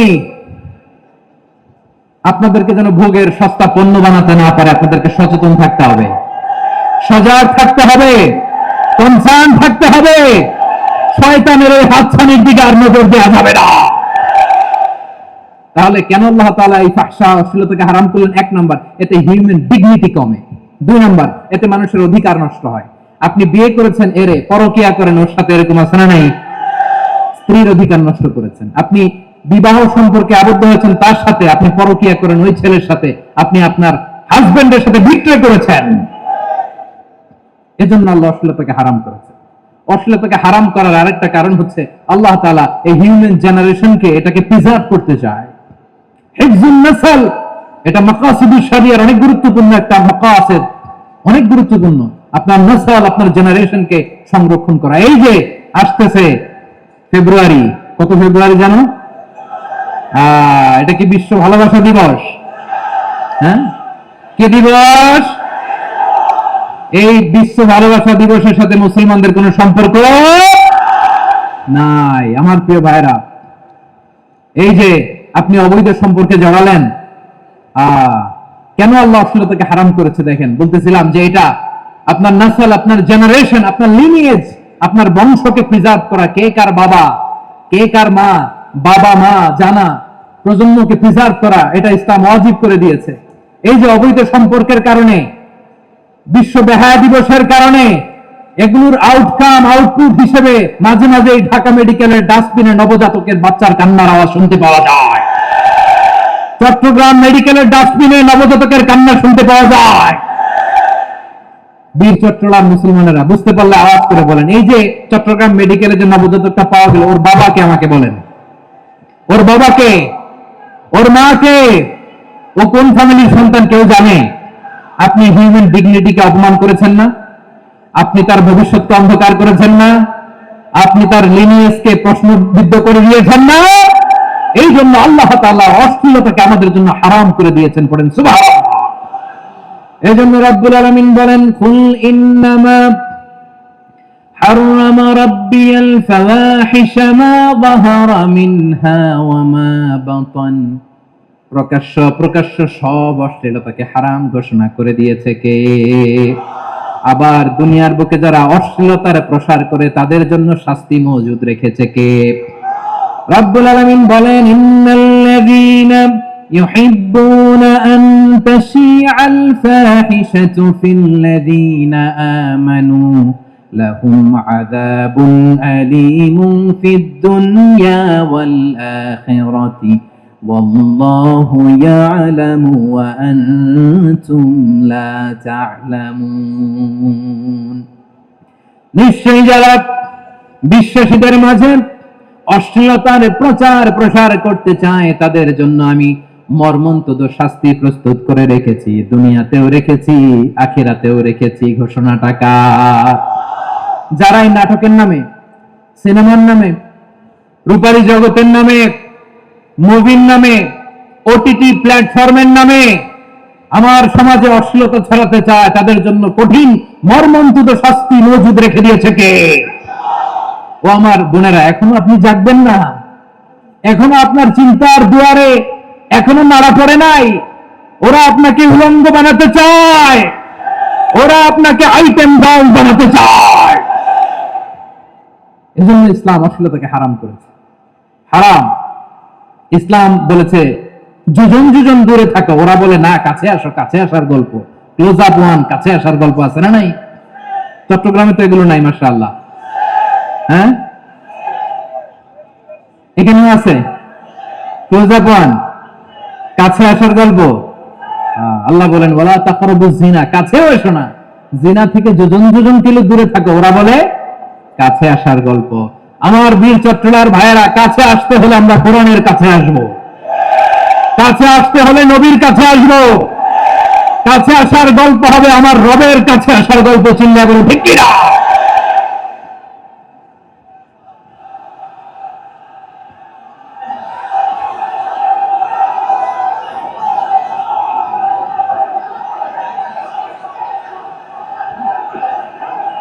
বসুন বসুন আমার ভাইয়েরা।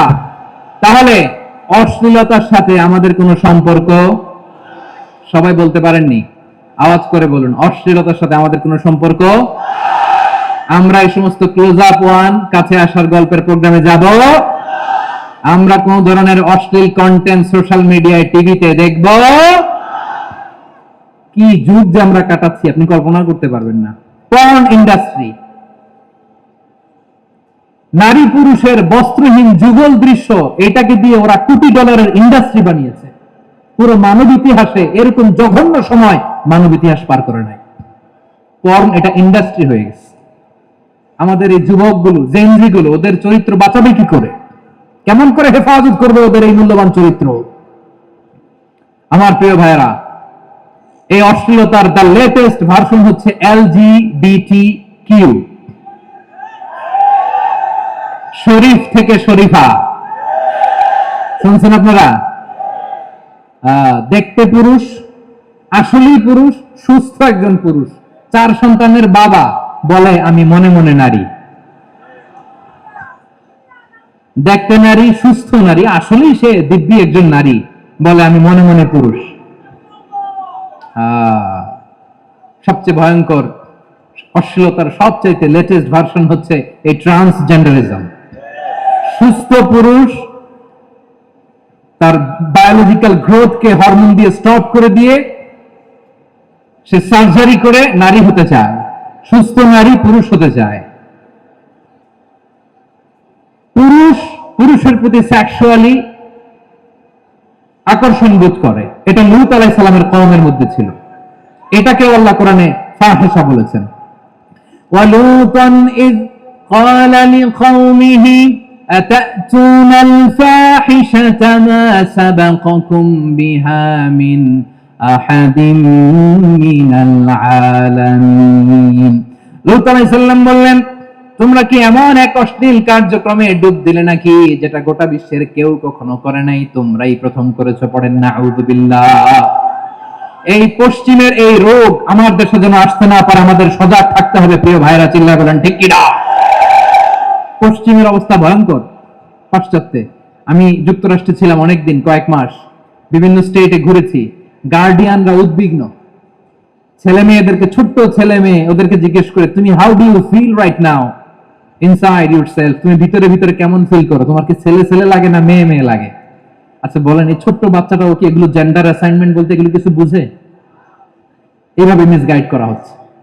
কৌতূহল বশত ছোট্ট ছেলে যদি বলে আমার তো মেয়ে মেয়ে লাগে, তখন বলে যে না তুমি মেয়ে, ছেলে না। মা বাবা বাধা দিলে ওকে আলাদা গভর্নমেন্ট হাউসে নিয়ে যায়। ভয়ঙ্করতম অবস্থা। আমরা একটা সময় শুনতাম যে হুজুর আমার ছেলেটা খুব ভালো, হাফেজে কোরআন, আল্লাহওয়ালা। হুজুর আমার ছেলে দাড়ি রাখছে, আল্লাহওয়ালা। হুজুর আমার ছেলে 5 ওয়াক্ত সালাত জামাতের সাথে পড়ে, তার মানে আল্লাহওয়ালা। পশ্চিমে যে আমি কি শুনছি জানেন? ওরা বলে হুজুর আমার ছেলেটা ইউনিভার্সিটির একটা মেয়ের সাথে প্রেম করে, ও খুব আল্লাহওয়ালা, হুজুর দোয়া করবেন। এর কারণ ওদের কাছে আল্লাহওয়ালার ক্রাইটেরিয়া হচ্ছে হুজুর আমার ছেলেটা আরেক ছেলের পছন্দ করে নাই, আমার মেয়েটা আরেক মেয়েকে ভালোবাসে নাই, এজন্য আমার ছেলেটা আল্লাহওয়ালা, হুজুর ওর জন্য একটু দোয়া করে দিয়েন। কি চ্যালেঞ্জ ওরা ফেস করতেছে। ওনার ছেলে যে আরেক ছেলেরে বিয়ে করবে না, এটাতেই উনি খুশি যে আলহামদুলিল্লাহ আমার ছেলেটা একটা মেয়েরে ভালোবাসে, আমার মেয়েটা একটা ছেলেরে ভালোবাসে, মানে এটা খুব আল্লাহওয়ালা। নাউজুবিল্লাহ পড়তে পারলেন না? এজন্য অশ্লীলতার সাথে আমাদের কোনো সম্পর্ক। রাব্বুল আলামিন বলেন ওয়ায়ানহা আনিল ফাহশাই ওয়াল মুনকারি ওয়াল বাগি, তিনটা জিনিসকে আমি নিষিদ্ধ করলাম। এক নাম্বার হলো ফাহশা, অশ্লীলতা। 2 নম্বরে হলো মুনকার, সমস্ত মন্দ কাজ। আপনাদের মনোযোগ আছে না? শেষ করে দিব? আর 2 মিনিট শুনবেন? আচ্ছা বলি তাহলে আর 2 মিনিট। তাহলে নিষেধাজ্ঞা জারি করেছেন 3টা জিনিসের উপর। 1 নাম্বার কি? ফাহশা, অশ্লীলতা। 2 নাম্বার মুনকার। মুনকার মানে হচ্ছে যত মন্দ কাজ, খারাপ কাজ, বাজে কাজ, এটার বলে মুনকার। এটার কি বলে?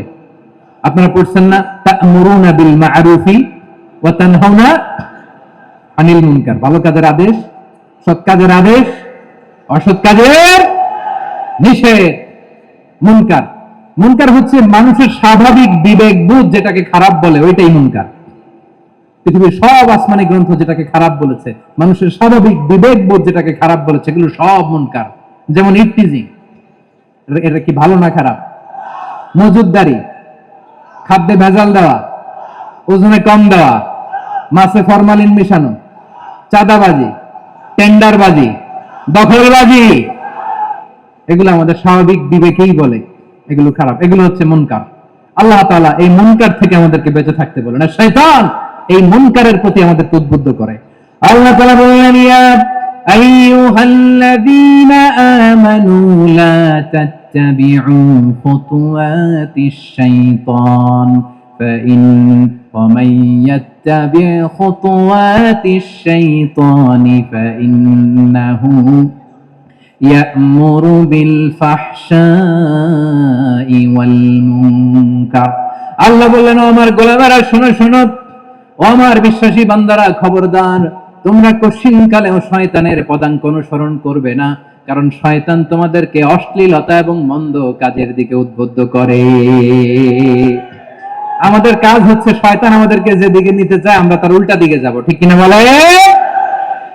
শয়তান এই মন্দ কাজকে আমাদের কাছে বিউটিফাই করে, চাকচিক্যময় করে আমাদের সামনে উপস্থাপন করে।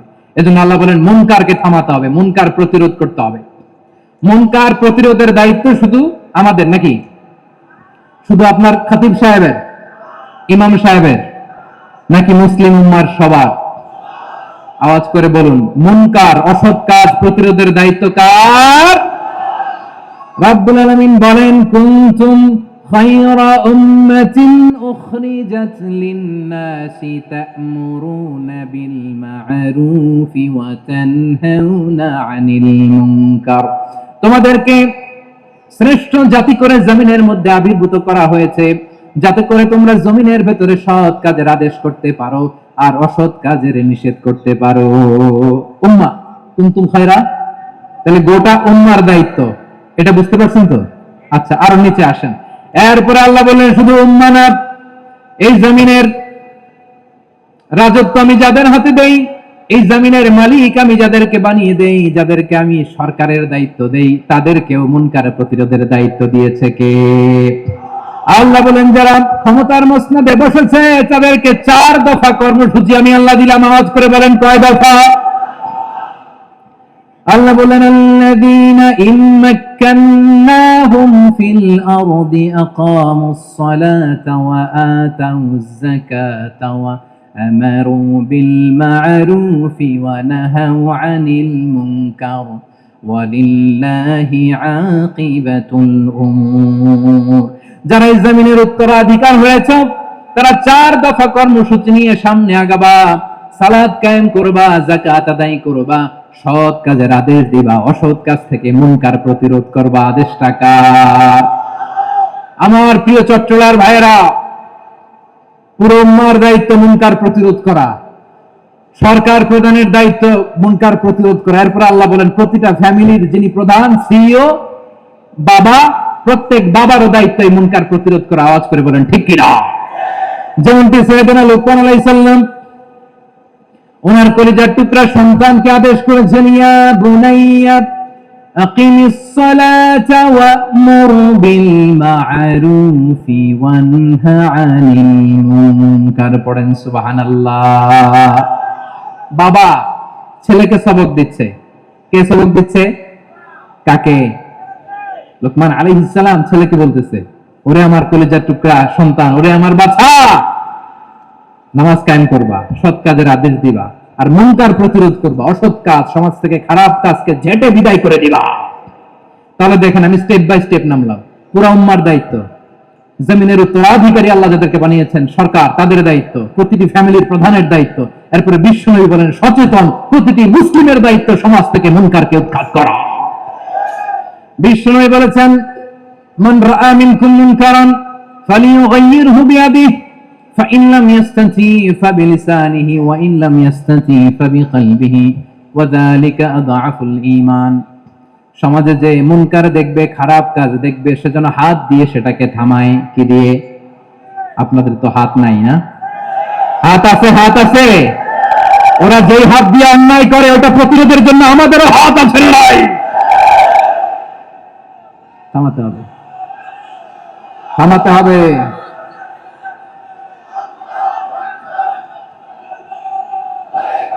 বসুন আমার প্রিয় ভাইয়েরা, ওরা ওদের যে হাত দিয়ে টেন্ডারবাজি করে, চাঁদাবাজি করে, ইফটিজিং করে, দখলবাজি করে, যে হাত দিয়ে, ওই মুনকার থামায় দেওয়ার জন্য আল্লাহর দেয়া আমাদেরও দুটি হাত আছে না নাই? আমাদেরও হাত আছে। থামাইতে হবে, থামাইতে হবে, হিম্মত করতে হবে। আমার প্রিয় ভাইয়েরা, না থামালে আমরাই ডুববো শেষমেশ। আমাদের বাঁচার জন্য হলেও থামাইতে হবে। রব্বুল আলামিন বলেন, ওয়াত্তাকু ফিতনাতান লা তুসিবান্নাল্লাযীনা যালামু মিনকুম খাসসা। ও আমার গোলামেরা, ওই আযাবকে ভয় করো যে আযাব যখন আমি জমিনের বুকে পাঠাই শুধু জালেমদেরকেই মারি না, আলেমদেরকেও মারি। আযাব যখন আসে তখন শুধু জালিমই মরে না, আলেমও মরে। জানেন, মুসা আলাইহিস সালামের পায়ে একবার একটা লাল পোকা কামড় দিয়েছে, লাল পিঁপড়া। লাল পিঁপড়া কামড় দিলে খুব আরাম লাগে না? কি লাগে? হ্যাঁ, জলে না? লাল একটা পিঁপড়া কামড় দিছে, উনি রেগে মেগে পাশি দেখে লাল পিঁপড়ার বাসা, পা দিয়ে ডলে মুছে সবগুলো পিঁপড়া মেরে ফেলছে। এই ঘটনাটা আল্লাহ ঘটিয়েছেন। এই জন্য মুসা আলাইহিস সালাম ছিলেন কালিমুল্লাহ, সরাসরি আল্লাহর সাথে কথা বলতেন। তিনি আল্লাহকে জিজ্ঞেস করেছিলেন, আল্লাহ তুমি যখন কোন জনপদে আযাব পাঠাও, শাস্তি দাও, ওখানকার শুধু জালেমরাই তো মরে না, ভালো মানুষগুলাও মরে, তো আযাব দিবা মুশরিকদের উপর দিবা, অবাধ্যদের উপর দিবা, ভালো মানুষগুলোরে মারো কেন? আল্লাহ বললেন, মুসা তোমার যে কামড় দিছিল পায়ের মধ্যে পিঁপড়া, কয়টা পিঁপড়া? জোরে বলেন। একটা পিঁপড়া, তো সবগুলারে মারলা কেন? রেগে মেগে পুরো পিঁপড়ার বাসা ভেঙে মেসাকার করলা কেন? মুসা, আমি যখন অ্যাকশনে যাই, আমি যখন শাস্তি করি, তখন এত বাস বিচার করা হয় না, বাস বিচার করা যায় না। যখন অ্যাকশনে যাওয়া হয় ওটা ডাইরেক্ট অ্যাকশন হয়ে যায়। চিল্লায় বলো ঠিক কিনা? এজন্য আমাদের বাঁচার জন্য হলো এই পাপ থামাতে হবে, এই শয়তানের অট্টহাসি থামাতে হবে, অন্যায় অপরাধ সমাজ থেকে আমাদের থামাতে হবে। কারণ আযাব আসলে ওরাও মরবে, আমরাও মরব। একটা জাহাজ 2 তলা, আপনি আছেন 2য় তলায়, শুনতেছেন? শুনতেছেন? জাহাজ কয় তলা? আপনি কোন তলায়? 2য় তলায়। নিচের তলার কিছু লোক জাহাজের তলা ছিদ্র করতে আরম্ভ করছে। কি ছিদ্র করতেছে? আচ্ছা, জাহাজের তলা ছিদ্র করলে তলা দিয়ে কি ঢুকে? এখন আপনি যদি বলেন আমার কি, আমি তো 2 তলায়, আমার কি, আমি তো সেফ, আমি তো সেফ জোন, আমি তো ভালো আছি, আমি তো ভালো আছি, ওরা ছিদ্র করে ওরা মরবে। আসলে কি শুধু ওরা মরবে, নাকি তলা ফুটো হলে ভিতরে পানি ঢুকলে আপনারও শরীর সমাধি হবে? তলা দিয়ে যখন পানি ঢুকবে, জাহাজ ডুবলে আপনিও মরবেন। এজন্য নিজে মরার আগে ওই পাগল গুলারে নিচতলায় যে থামাতে হবে, চিল্লিয়া বলেন ঠিক কিনা? এজন্য আল্লাহ বললেন মুনকার প্রতিরোধের দায়িত্ব সমাজের টপ টু বটম সবার। উলামার দায়িত্ব, সরকার প্রধানের দায়িত্ব, প্রতিটি ফ্যামিলির প্রধান বাবার দায়িত্ব, বিশ্বনবী বললেন প্রতিটি সচেতন মুসলিমের দায়িত্ব। এজন্য মুনকার প্রতিরোধ করার দরকার আছে না নাই? সমাজে এই যে ইফতিজিং হয়, আপনার বোনের বয়সী একটা মেয়েকে কিছু বকাটে টিটকারি করে, এই বলে সেই বলে, নোংরা কথা বলে, রাস্তায় দেখেও আপনি পাশ দিয়ে না দেখার মতো চলে যান কেন? আপনি দাঁড়ান না কেন? আপনি দাঁড়ালেই কেউ থেমে যাবে, কারণ সত্যের যে শক্তি তার সামনে মিথ্যা মুখ থুবড়ে পড়ে। আপনার সামনে কিছুই না, নাথিং। আপনি দাঁড়ান, ওকে প্রশ্ন করেন যে আমার বোনকে তুমি ডিস্টার্ব করো কেন? আপনাকে দেখে আরো 5 জন দাঁড়াবে, 5 জনকে দেখে আরো 10 জন দাঁড়াবে। আমাদের নীরবতা আর আমাদের নিশ্চুপ থাকাই জালিমদেরকে আরো শক্তিশালী জালিম বানিয়েছে। এজন্য মুনকার প্রতিরোধের দায়িত্ব আমাদের সবার। টেন্ডারবাজি, চাঁদাবাজি, দুর্নীতি, অপরাধ, দখলদারিত্ব, মজুদদারি, এগুলো সবকিছু একসাথে প্রতিরোধ করতে হবে, ঠিক কিনা বলেন? একটা মানবিক সমাজ যদি চাই, প্রতিরোধ করতে হবে। প্রিয় ভাইয়েরা, আল্লাহর শপথ নিয়ে বলি, এই নাসিহাত গুলো সবার জন্য, সব দলের জন্য, সব মতের মানুষের জন্য। আমরা কোন দলের প্রতি মানুষকে ডাকি না, আমরা ডাকি ইসলামের দিকে। সব দলের, সব মতের, সব মানুষদেরকে আমরা আহ্বান জানাই, আসুন আমরা একটা সুন্দর সমাজ বিনির্মাণ করি। এই যে নতুন বাংলাদেশের এক সুযোগ এসেছে, আর জীবনে হয়তো আসবে না, সামনের 100 বছরে এই সময় আসবে না। আসুন দেশটাকে আমরা সাজাই, আসুন আমরা দুর্নীতি বন্ধ করি, আসুন আমরা চাঁদাবাজি বন্ধ করি, আসুন আমরা দখলদারিত্ব বন্ধ করি, আসুন আমরা এক দল আরেক দলকে নিশ্চিহ্ন করার যে রাজনীতি, এটা বন্ধ করি। সব দলের প্রতি আমার আহ্বান। আমি কিছুদিন আগে একটা নিউজ দেখলাম, ওই যে লন্ডনে বসে জনাব তারেক রহমান সাহেবকে আমি ধন্যবাদ দিতে চাই। উনি সংবাদ শোনা মাত্রই ওনার দলের অনেক চাঁদাবাজকে উনি বহিষ্কার করেছে। I do appreciate. প্রতিটি দলের এরকম ইনিশিয়েটিভ নেওয়ার দরকার আছে না নাই? যে কোনো দলে এই প্র্যাকটিসটা থাকার দরকার আছে না নাই? চাঁদাবাজদের সাথে আপনারা নিজেদেরকে মুক্ত ঘোষণা করবেন যে এরা আমার দলের কর্মী হতে পারে না। আমরা চাঁদাবাজ মুক্ত বাংলাদেশ চাই, জুলুম মুক্ত বাংলাদেশ চাই, ফ্যাসিজম মুক্ত বাংলাদেশ চাই, গুম খুন খারাপি মুক্ত বাংলাদেশ চাই। আমরা নতুন ভোরের বাংলাদেশ চাই। ওই বাংলাদেশ পাওয়ার জন্য মুনকার প্রতিরোধে, অন্যায় প্রতিরোধে যদি বাঘের বাচ্চার মতো, আবু সাইদের মতো 2 হাত উঁচু করে, বুককে টান টান করে প্রসারিত করে দাঁড়াতে হয়, রাজি আছে মুসলমান? কারা কারা রাজি? আল্লাহকে হাত দেখিয়ে প্রতিজ্ঞা করো।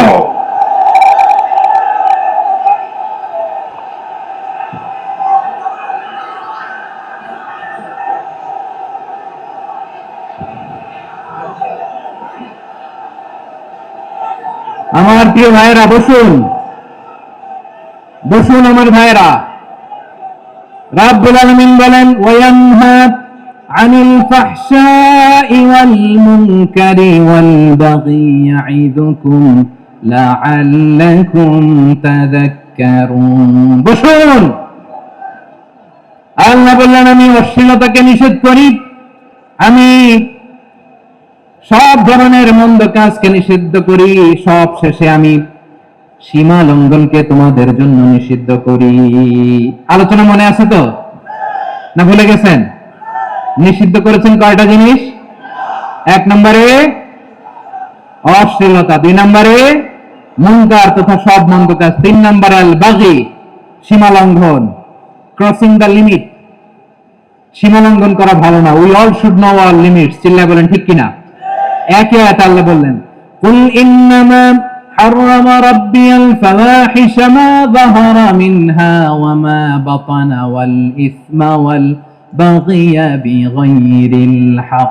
অন্যায় ভাবে যে অবাধ্য হয়, যে সীমা লঙ্ঘন করে, তাদেরকেও আমি এটা হারাম করে দিলাম। সীমালঙ্ঘন করা হারাম, সীমালঙ্ঘন করা হারাম। আল্লাহ বারবার বারবার আমাদেরকে ওয়ার্নিং দেয়। যখন আমরা থামি না তখন আল্লাহ ধরে, আর যখন ধরে তখন ছাড়ে না। ধরে ধরে ধরে না, ধরলে আল্লাহ ফেরাউনকে কিন্তু হুট করে ধরে না। আপনারা জানেন 9 বার ওয়ার্নিং দিয়েছে ফেরাউনকে। আল্লাহ তাআলা ওয়ার্নিং দিয়েছিল কয়বার? বীর চট্টলার বীর সেনানীরা আওয়াজ করে বলেন, ফেরাউনকে ধরার আগে ওয়ার্নিং দেওয়া হয়েছিল কয়টা? রব্বুল আলামিন বলেন, ওয়ালাকাদ আতাইনা মূসা 9 আয়াতিন বাইয়িনাত, 9টা মুআজিজা দেখিয়েছি। 1 2 3 বারবার এইভাবে রিমাইন্ডার, ওইভাবে রিমাইন্ডার, এইভাবে নসিহত, ওইভাবে দাওয়া। ফাকুলা লাহু কাওলান লাইয়িনা, নরম করে বলো, সফট করে বলো, যত ওয়ে হতে পারে দাওয়া মেথোডোলজি। মুসা আলাইহিস সালামের সব অ্যাপ্লাই শেষ, 10ম বারে যে আল্লাহ ধরছে। 10ম বারে যে ধরেছে। এজন্য আল্লাহ বলেন, আমি সীমালঙ্ঘনকে পছন্দ করি না। কোরআনের অন্য আয়াতে বাগীকে বলা হয়েছে আল ইতিদা, সীমালঙ্ঘন যারা করে তাদেরকে আল্লাহ বলেছেন মুআতাদিন। ওয়াকাতিলু ফি সাবিলিল্লাহিল্লাযীনা ইউকাতিলুনাকুম ওয়া লা তা'তাদু ইন্নাল্লাহা লা ইউহিব্বুল মুআতাদিন। আমি সীমালঙ্ঘনকারীদেরকে কোশ্চেন কালেও পছন্দ করি না। আমরা যেন সীমালঙ্ঘন না করি, রাজি আছেন তো? যে কোনো ক্ষেত্রে ইবাদতে যেন সীমালঙ্ঘন না করি। অনেকে আমরা ইবাদতে সীমালঙ্ঘন করে ফেলি। বিশ্বনবী সাল্লাল্লাহু আলাইহি ওয়াসাল্লাম যেটা শিখিয়েছেন এর বাইরে যে অতিরিক্ত বুজুর্গ হতে চায়, এরকম আছে না নাই? করা যাবে না, কোন ক্ষেত্রে সীমালঙ্ঘন করা যাবে, এমনকি যুদ্ধ ক্ষেত্রেও না। বিশ্বনবী সাল্লাল্লাহু আলাইহি ওয়াসাল্লাম বলেন, খবরদার যুদ্ধ ক্ষেত্রেও সীমালঙ্ঘন করো না। কি সুন্দর ইসলাম আমরা পেয়েছি। বিশ্বনবী বলেন, খবরদার যুদ্ধের ময়দানে কোনো নারীর গায়ে হাত তোলো না, কোন শিশুর গায়ে হাত তোলো না, কোন গবাদি পশু হত্যা করো না, কোন শস্য ক্ষেত্র ধ্বংস করো না, ইবাদতরত অন্য ধর্মের কোন সন্ন্যাসীর গায়ে হাত তোলো না। বলেন সুবহানাল্লাহ। তাহলে আমরা সীমালঙ্ঘন করতে পারবো? প্রিয় ভাইরা, একটা সুখী, সমৃদ্ধ, শান্তির সমাজ, মানবিক সমাজ যদি আমরা গঠন করতে চাই, আমাদের আল্লাহর দেয়া কয়টা আদেশ মানতে হবে বলেন দেখি? সবাই বলেন কয়টা? আর বেঁচে থাকতে হবে কয়টা জিনিস থেকে? আওয়াজ করে বলেন কয়টা? আচ্ছা, আদেশ নাম্বার 1 কি ছিল বলেন? আল্লাহর আদেশ কি? 1 নাম্বার আদাল, ন্যায়পরায়ণতা। আমরা সুবিচার, সুশাসন, ন্যায় বিচার চাই কি চাই না? 2 নম্বরে কি ছিল? মাশাআল্লাহ, আওয়াজ করে বলেন 2 নম্বরে কি ছিল? ইহসান। আমরা যেন সবার প্রতি দয়া পরবশ হই, ইহসান করি। 3 নম্বরে কি ছিল? নিকট আত্মীয়দের দান করা, তাদের অধিকার প্রাপ্য বুঝিয়ে দেওয়া। পাশাপাশি 3টা জিনিস থেকে আল্লাহ বারণ করেছেন, নিষেধ করেছেন। তার প্রথমটা ফাহশা, অশ্লীলতা। অশ্লীলতার সাথে আমাদের কোনো সম্পর্ক। আজকের এই ঐতিহাসিক চট্টগ্রামের প্যারেড ময়দান থেকে আমরা যত ধরনের মা যাহারা মিনহা মা বাতান, প্রকাশ্য অপ্রকাশ্য, দৃশ্যমান অদৃশ্যমান সব অশ্লীলতা থেকে নিজেদেরকে মুক্ত ঘোষণা করলাম। অশ্লীলতাকে আমরা না বলে দিলাম। আওয়াজ করে সবাই বলুন নো। অশ্লীলতার সাথে আমাদের কোনো সম্পর্ক। 2 নম্বর নিষেধাজ্ঞা কি ছিল?